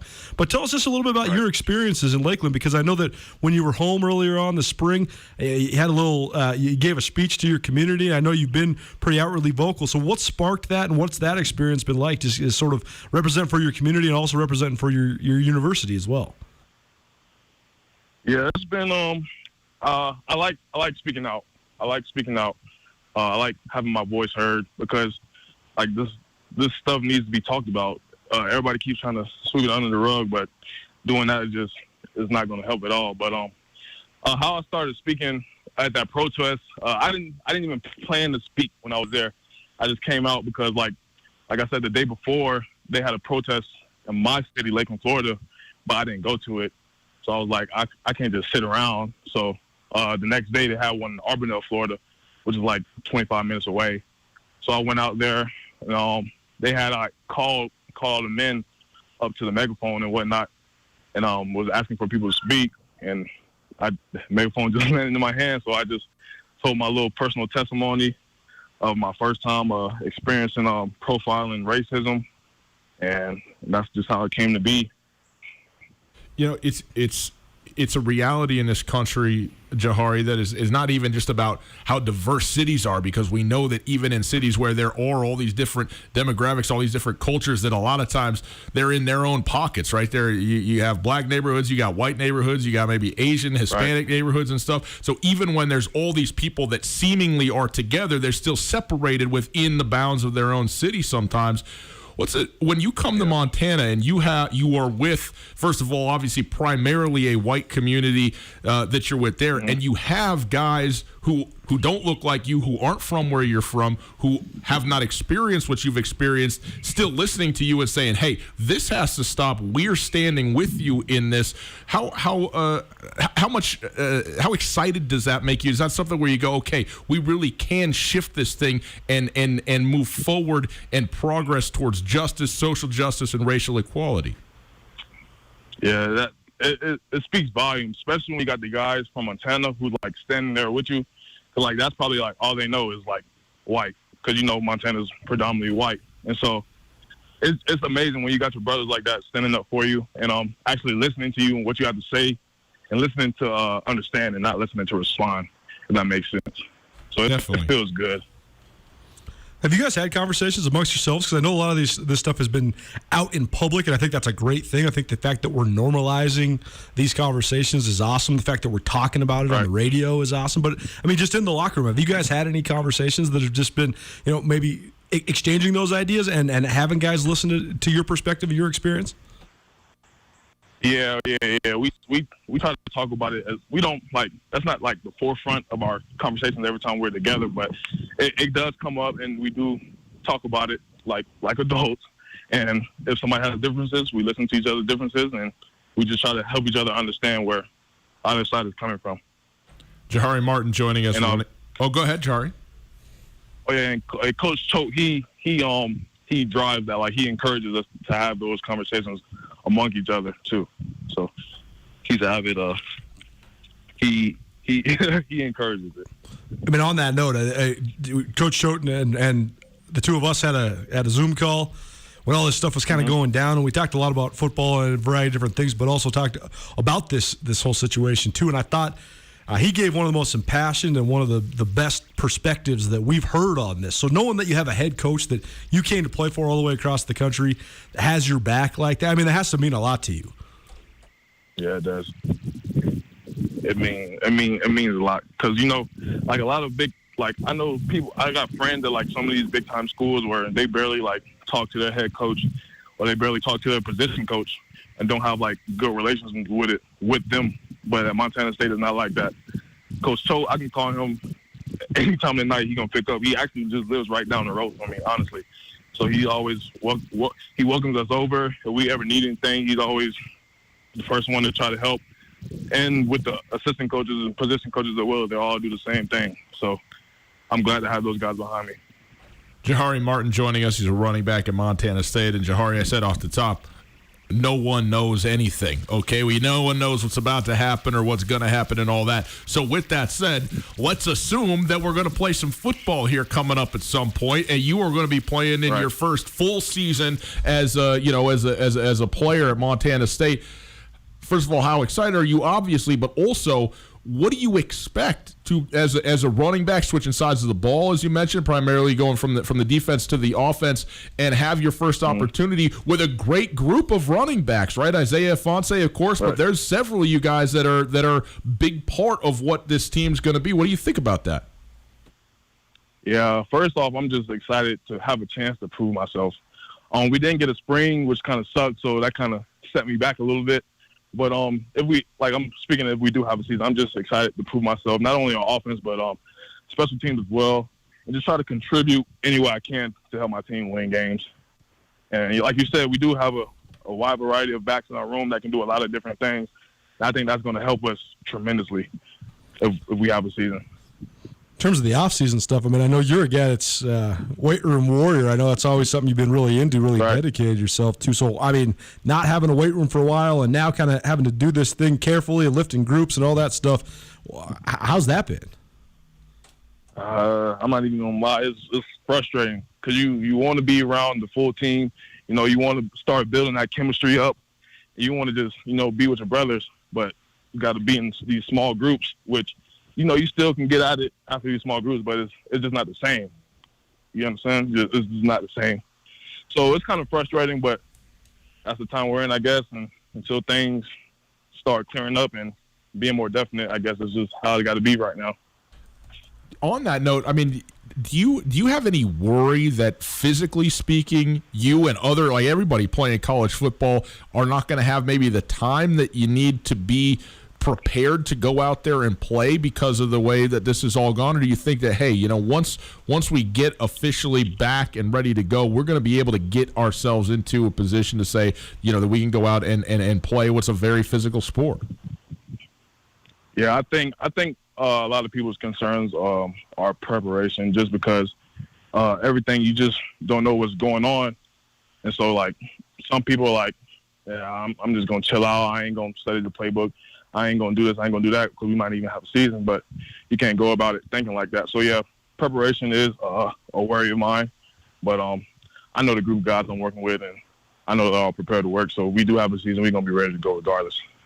Well, Jahari, I tell you what, man, we really appreciate you coming on with us. It's great to talk with you. We appreciate the time, and we are rooting for a football season first and foremost. And when it comes about, we can't wait to watch you play. Okay, looking forward to that as well. Thanks so much. Yes, sir. All right, Jahari Martin, running back from Montana State University. Great to talk to him, man. We 19. Come on, you kidding me? I don't know, man. There's every once in a while I come across a special kid, man. He's a special kid. I really enjoyed getting to know him during the recruiting process, and I thought the story that we did at SkylineSportsMT.com on his commitment, it was awesome. I mean, he told me this story. He said, how often do you have the perspective when you're that young of a guy? He said the number one reason I wanted to go to Montana State is I wanted to get somewhere completely outside my comfort zone. I wanted to go somewhere that I had never been, that I'll never be again, and I wanted to grow. I wanted to not know anybody. I wanted to have no lifelines. I wanted to do it, experience it. Very few young people are like that. Yeah. He also told me a story about, he said he sits down with Choate, and Choate's trying to get him to commit. And he says, Coach, I'm looking at your resume, man, and you've been at like 7 different schools in the last 11 years. How are you going to promise to me that you're not just going to bring me 3,000 miles away from home and then just leave me here? He's like, I can't have you doing that, man. Like, challenging Choate. Who has the gumption to do that when you're a teenager either? And they had a great conversation, and he was, Choate said, I'm going to be here for you whenever you need me. And it's very clear that Choate has done that as well. But I find it very interesting just from a football perspective that they're going to keep him at running back. He's a physical specimen. Anybody that hasn't seen this kid, the reason he wasn't an FBS recruit is because he's 6 feet tall. Probably more like 5'10 and a half. He's 245 pounds, though, and he looks like a 25-year-old. He was the Florida State powerlifting champion. Of the tweets announcing commitments, which nauseate both of us, right? His was the greatest. Just him in his living room with no shirt, with his shirt off and his arm around Denarius McGee, former recruiting coordinator, coming to Montana State. Pretty good. It'll be interesting to see how he finds his way in either the running back or linebacker room. I thought that he was a downhill, ridiculously good linebacker coming out of high school. I think he still has potential at that position. I also think he could play edge. He doesn't necessarily have the length, but he has the explosiveness for sure. But he's got the perfect prototype build to be that short yardage goal line type back as well. So he's a great athlete, great recruit, and obviously great kid. I think that's impressive that a kid from 2,500 miles away becoming the spokesman for your program in the midst of all these racial tensions that are flying around America. It's hard to understand how impressive that is, and I think that he deserves a ton of credit, and his family deserves a ton of credit for raising a really good young man. It's Tootell and Nuanez, 102.9 ESPN Radio. On the other side, men's state AM update. Also, the University of Northern Colorado has suspended athletic workout activities amidst a rash of positive COVID tests that have come out there. So we'll get into all of that and a little bit more as well. It's a Friday afternoon. You're listening to Tootell and Nuanez. Hope you're enjoying it. We're certainly happy to have you along with us. Hey, speaking of summertime, nice weekend ahead of you. Let me give you a little recommendation, okay? Go to Kurt's Polaris. Kurt's Polaris at 2904 West Broadway in Missoula. Also on Highway 83 in Sealy. I love how you don't need an address in Sealy. You just say, yeah, we're on the highway in Sealy. It's Kurt's Polaris. You will not miss it. And you won't. It's a beautiful store up there and in Missoula both. And they have everything you need all summer long, every season, but summer especially. Off-road vehicles, side-by-sides, their Generals, their Razors, their Rangers, the whole Polaris lineup there. Spectacular as always. They also have brand new Husqvarna and Beta dirt bikes, top of the line dirt bikes at Kurtz Polaris. And you want to get out on the water, float around, maybe drop your line in the water. I caught a fish last week. I'm very excited. I am, you might say, hooked. What do you think? Is that pretty good? Am I on fire This right your here? Fourth dad joke in the last two shows. You get yourself a Crest pontoon boat from Kurtz Polaris. That's what you do. Okay? They are brand new. They are also top of the line. They don't do anything other than top of the line at Kurtz. Crest pontoon boats. It is the season. Get in there, pick one out, and enjoy life, would you? It's summer the way you always envisioned at Kurtz Polaris. Go online, see the entire inventory, kurtzpolaris.com, kurtzpolaris.com. Listen, I know you know 5 realtors, and I know your brother-in-law's cousin is a realtor, and your mom's best friend's daughter is a realtor. But can those realtors juggle knives? Can those realtors swallow fire? Can those realtors walk across hot coals? Well, neither can Aaron Pignano. But he can give you the best service and take good care of you when you're buying or selling your home. Whether you're a first-time buyer or have done this a few times, call Aaron Pignano at 406-241-0024. That's 406-241-0024. Or check out search406.com. Summer is here, so get out of the house and play some golf at the picturesque Canyon River Golf Club. Canyon River boasts a pristine 18-hole championship golf course sitting along the Clark Fork River in the beautiful mountain valley of East Missoula. The course is meticulously manicured and in perfect shape to give you the challenge and fun you're looking for. Visit CanyonRiverGolfClub.com to book your tee time online and save big all season. You've been cooped up, so get out and play at Canyon River Golf Club. Hello, Montanans. Times have been uncertain, but we here at the Montana Club have relished seeing how our communities have pulled together. We've been grateful to serve you delivery and takeout, which we will continue to do, and we are excited to announce that our dining room is open again. Thank you for supporting us during this time. We can't wait to see you and serve you all of your Montana Club favorites. As always, we are here for you. We are Montana. Welcome back to the club, the Montana Club, on Brooks and North Reserve, Missoula. After a long couple of months, it's finally feeling like we're getting back to business as usual. But it's not the usual at all. At Missoula's Wingate, we are, as always, committed to giving you a relaxing stay at a great value. But we're also balancing the new guidelines like maximum pool occupancies and increased disinfecting to protect your health with a never-ending pledge to make you feel at home when you're not. If you find yourself on the road in the Missoula area, please consider staying with us at Missoula's Wingate. The world of real estate is always evolving.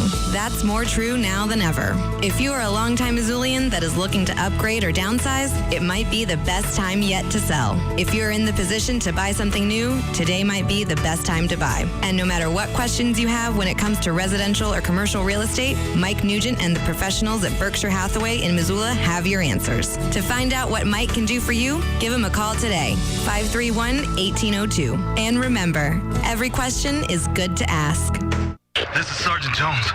Please respond. I was separated from my squad. Requesting backup. Anyone, please respond.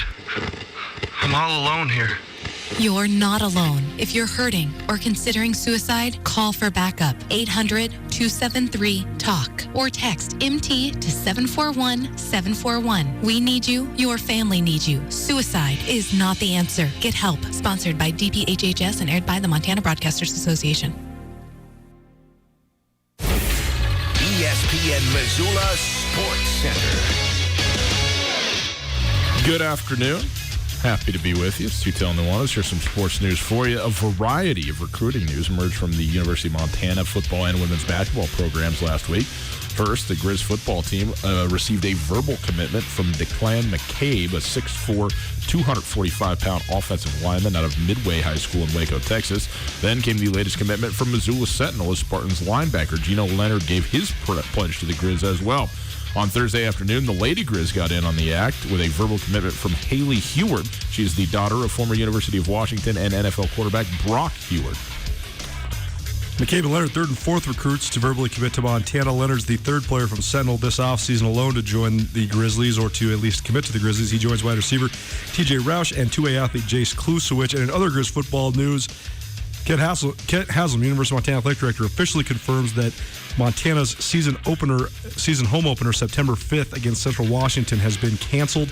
The Great Northwest Athletic Conference announced the cancellation of all fall sports for their member institutions on Friday afternoon. This leaves Montana with 10 scheduled games, 5 of which are to be played in Missoula. Haley Heward, 13.5 points, 6.8 rebounds last season for Esamanich High. Her mother, Molly, was also a standout basketball player at the University of Washington. Again, that's coming to the University of Montana. This Sports Center brought to you by Aaron Pignano of Exit Realty in Missoula.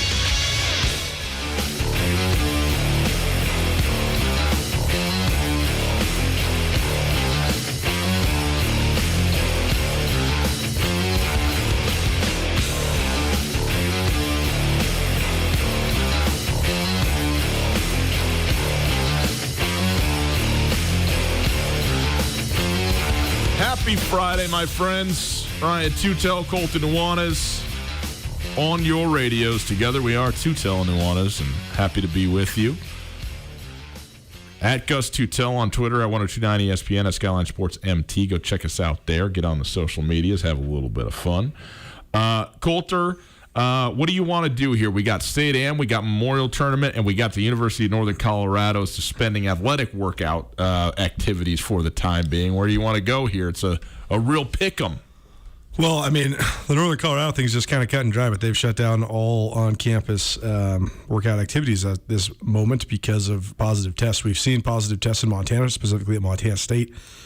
But that was only confirmed as one athlete, and that person was quarantined. Their group was quarantined. Their group of 10 was quarantined, but it did not lead to a shutdown, whereas Northern Colorado shut down. So I'm not sure how many cases that actually indicates, but definitely likely more than one, and probably cases in multiple of the workout groups, which is unfortunate. And, Northern Colorado has one of the most uphill battles of any football program in the league, to be certain, regardless of the specifics of the situation. And now the fact that they have no spring ball under a brand new head coach who's never been a college head coach, Ed McCaffrey, and then their summer workouts getting impeded, it's just another domino, another block building to be a real challenge for Northern Colorado.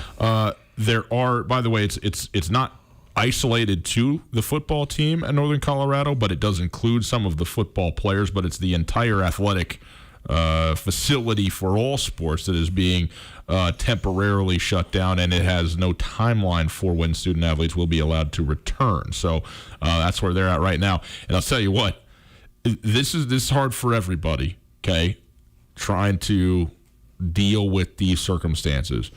But if you are at a program as a head coach that you're taking over for the first time at a place, if you're going into your first season as a head coach coming out of last year, I mean, good gracious. Even a guy like Bo Baldwin, who's done it before, trying to figure out how he's going to make it go at Cal Poly this season, just tremendous. And I really believe, I think Ed McCaffrey has drawn by far the shortest straw of the bunch of the 13 in the Big Sky Conference when you talk about, I mean, that's as tough a situation now as I'm aware of in when you talk about the litany of things that have befallen him in this program, personally, professionally, the team not being good anyway. I mean, it's already a rebuild scenario.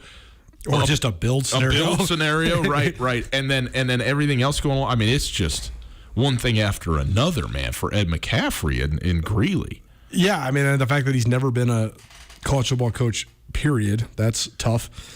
Although if it was anybody, if it was somebody else, I think that would be a major thing. I actually have that pretty far down my list on concerns, honestly. I actually think that the Big Sky Conference would be one of the toughest conferences in the entire country at any level of college football to be a first-time head coach in. You're talking about because of the other coaches, not because of the other coaches, but also because of just some of the things you're just not going to really understand until you do it.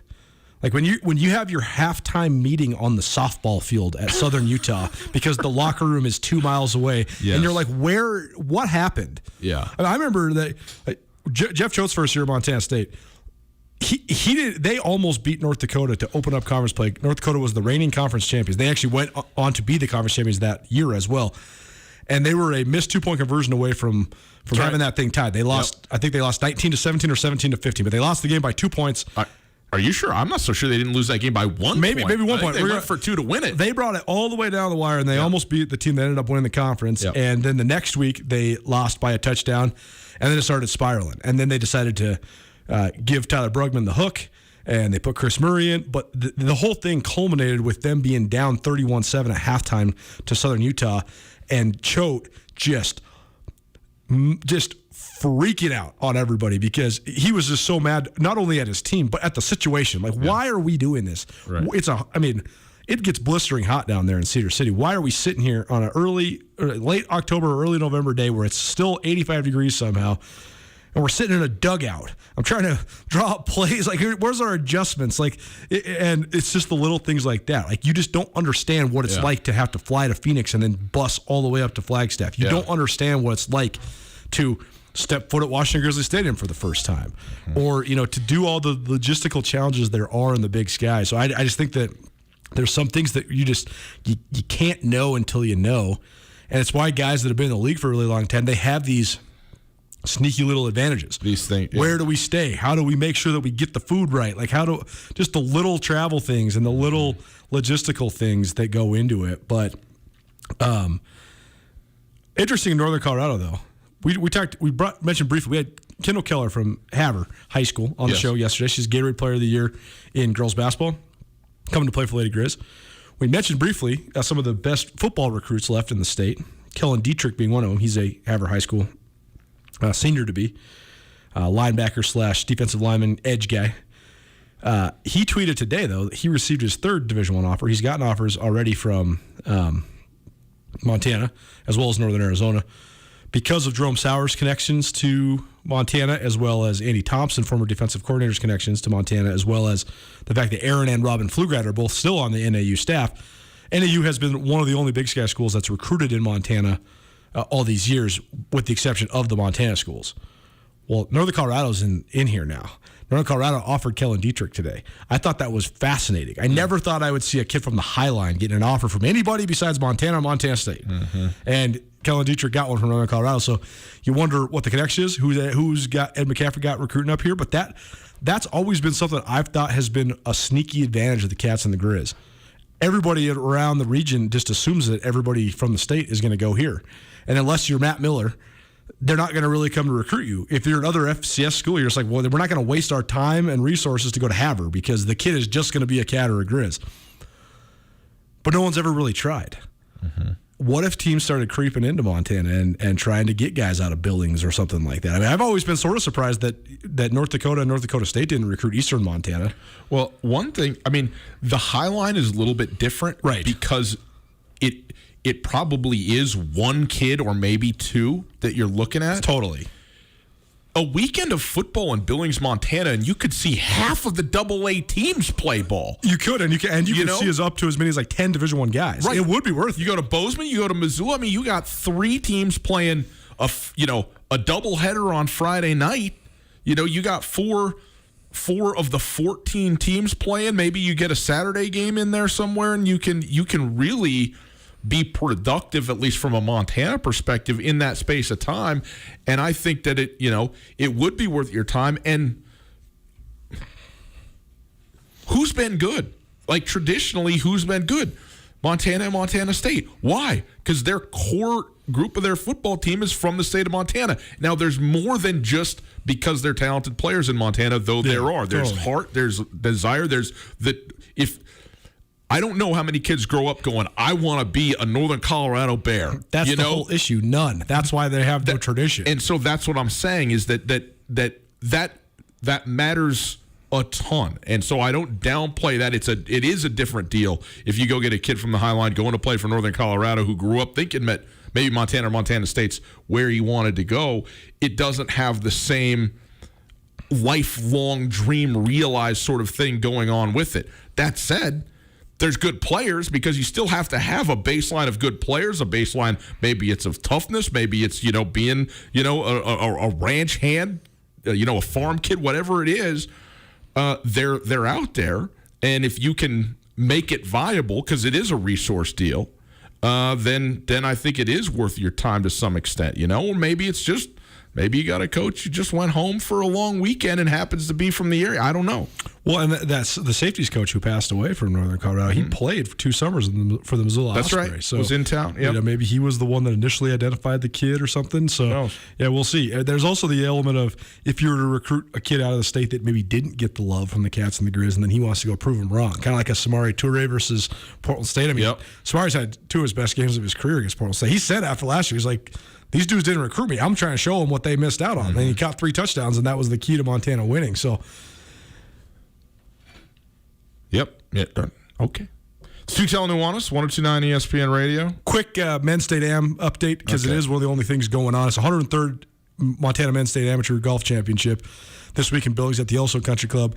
Joey Moore, he's the defending champ. He's junior to be at San Diego State. Great golfer from Billings. And he's battling with the Hedge brothers, Jake and Josh Hedge, both out of Billings West once upon a time.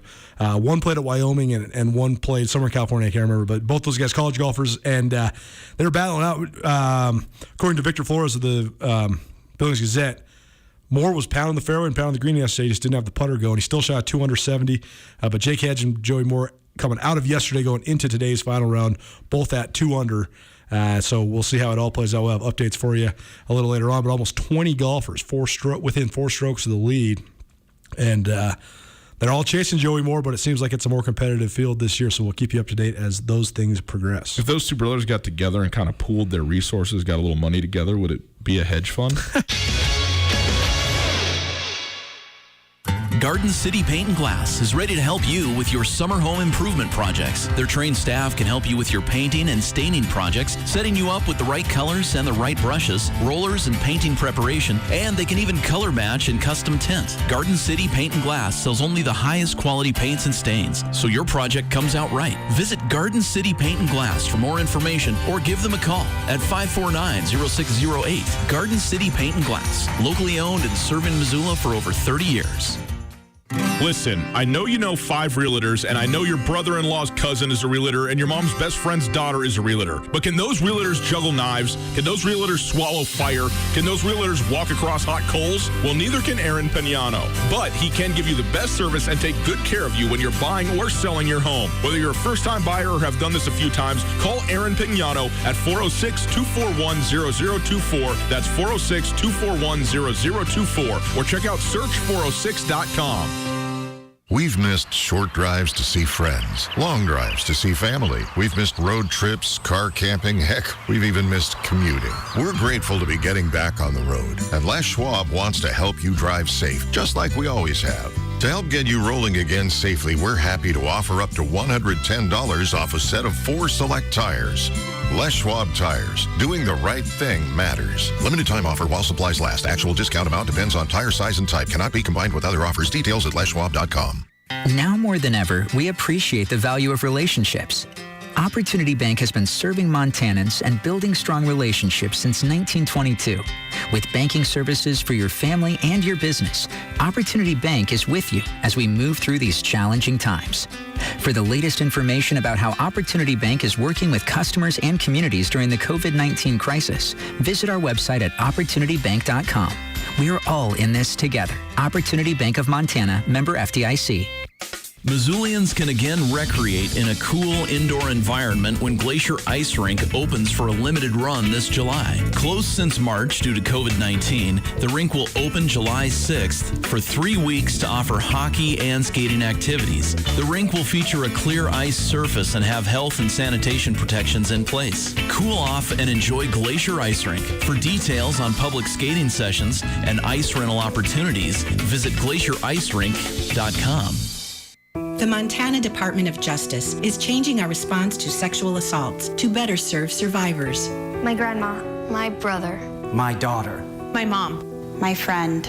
The Sexual Assault Kit Initiative, known as SAKI, is training criminal justice responders, ensuring evidence is tested, and tracking every kit through the system. All sexual assault survivors deserve justice. Find more information on the Montana Department of Justice website, brought to you in cooperation with the Montana Broadcasters Association. Tootell and Nuanez on 102.9 ESPN Radio for Missoula.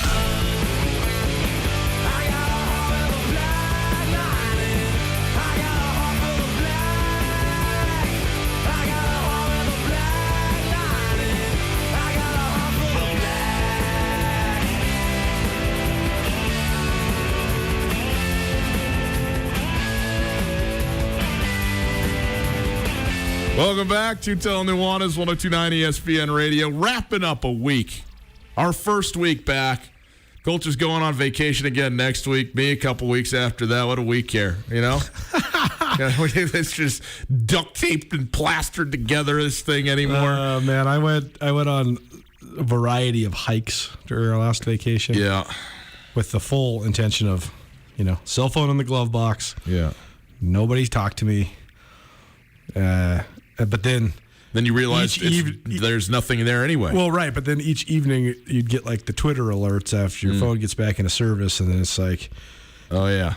Rather than just mitigating the depression of the day, you just get it all at once. Yeah.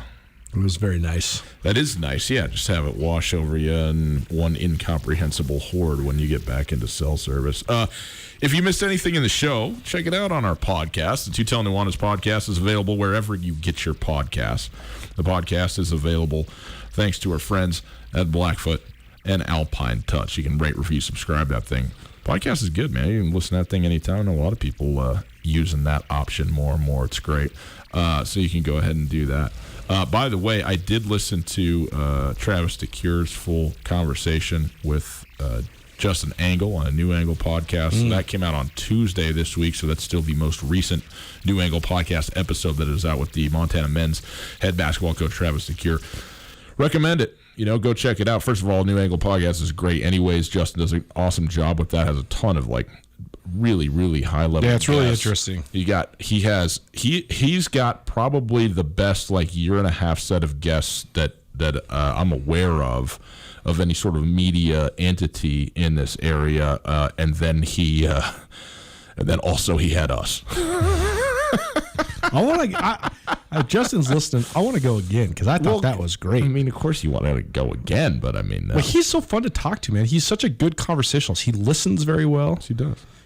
His studio is great. He's a very bright guy. Got the good coffee. Man, we're really hooking him up right here. This is we really gush session. Speaking of the University of Montana, though, men's basketball team, this is actually. Let's give some people some enlightening news as we go into the weekend.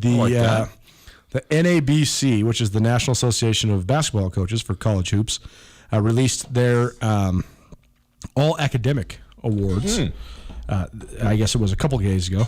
And first of all, the Big Sky Conference set a record, having 4 teams earn NABC Team Academic Excellence Awards.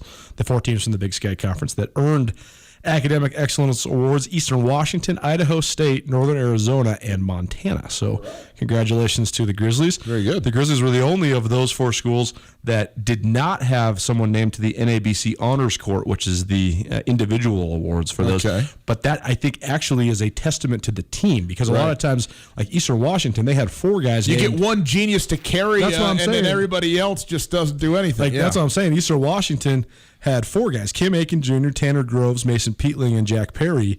And so they got 4 guys.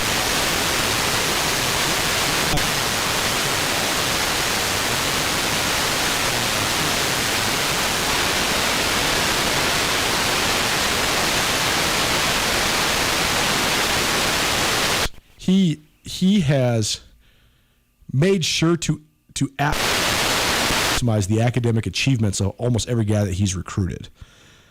There's some programs that recruit on an academic. Montana State, especially because of their engineering programs, a lot of times they recruit kids based on, hey, do you want to be a civil engineer? Okay. They prospects by saying, oh, you want to be a civil engineer? We have one of the best civil engineering programs in the country. At the University of Montana, a lot of the student athletes go a lot of different ways, but I think that Coach DeCure has done an outstanding job of making sure that his guys only going to class, but they're sitting in front of class, they're getting it done. I mean, Justin Angle, who's, like you just mentioned, business professor, he said that contributors to the campus community at the business school are the basketball players. They're leaders. They show up early. Questions, always have their work done, and so I think that they're doing a good job setting the pace and setting the example on the University of Montana campus. Coulter, Tiger Woods played in the Memorial today, shot 4 over. 3 over. He is going to make it into the weekend, it looks like. A club right now, man. Did you see? I talked about this yesterday. Did you see this today? I mean, did. is at like a 45-degree angle to his body because he's standing straight up to swing a putter. How ridiculous. You could be off of back surgery and barely be able to walk and not be able to bend over to grab your ball, and you still make the cut in a PGA tournament. It's insane. It's insane. I'm not going to say something outlandish like this is one of the greatest achievements of Tiger's career, but like it's impossible to understand how much better these players are than anybody else, man. Like the caddies in the PGA Tour are the best golfers you've ever seen in your life. Right. And they're carrying the clubs. They're cleaning the clubs. I mean, it's incredible how good these guys are. And I mean, the stories about Tiger, right? Like he set up, 10 guys to go, and they were all, out doing a thing, and they're like, okay, set up your longest drive, and they all get up there and hammer away, and they're all proficient golfers or whatever, and he gets on his knees and bangs it 50 yards past any of them, one stripe, just because it's just impossible not to be good. Who's the best golfer you ever played with? That I've ever played with? Yeah, who's the best golfer you've ever played with? Outside of you. I am not even in the list of the people that I know are listening to this show right now. No, I mean, I've played with some pretty good golfers. I mean, I played with some pretty good golfers when I played high school golf, just in virtue of having been paired with certain people. But not even. I mean, I don't remember playing golf with and being like, oh man, I played around with that kid and he went on to do this, that, and the third. Yeah, I don't know, man. I don't know. I've played. I mean, I've played golf randomly paired at a muni with guys that have gone under par in the round that we played in. Sure. You go, wow, this is a really good golfer. Sure. But I've never played with a guy who was like, a college like a Power 5 college golfer. I never played golf with a guy like that. And thank you. Don't want to. Thank you. Yeah. I played with some really good guys. I mean, my mom's next door neighbor out the ranch club. He's won three state senior AMs. He's lights out. Kylie Ash, who plays for the Lady Grizz, she's worked between both Canyon River and the ranch club, and played with her one time. I didn't know who she was at the time. That was when she was still at Loyola. Like, who is this girl? She one putts on every single hole. Like, she's just destroying me. But I mean, really, really good golfers when you play with them. It raises your level too, man. It's fun. It does. Boys and girls, it's been a fun week. Thanks for being with us. Tootell and Nuanez back Monday. Summer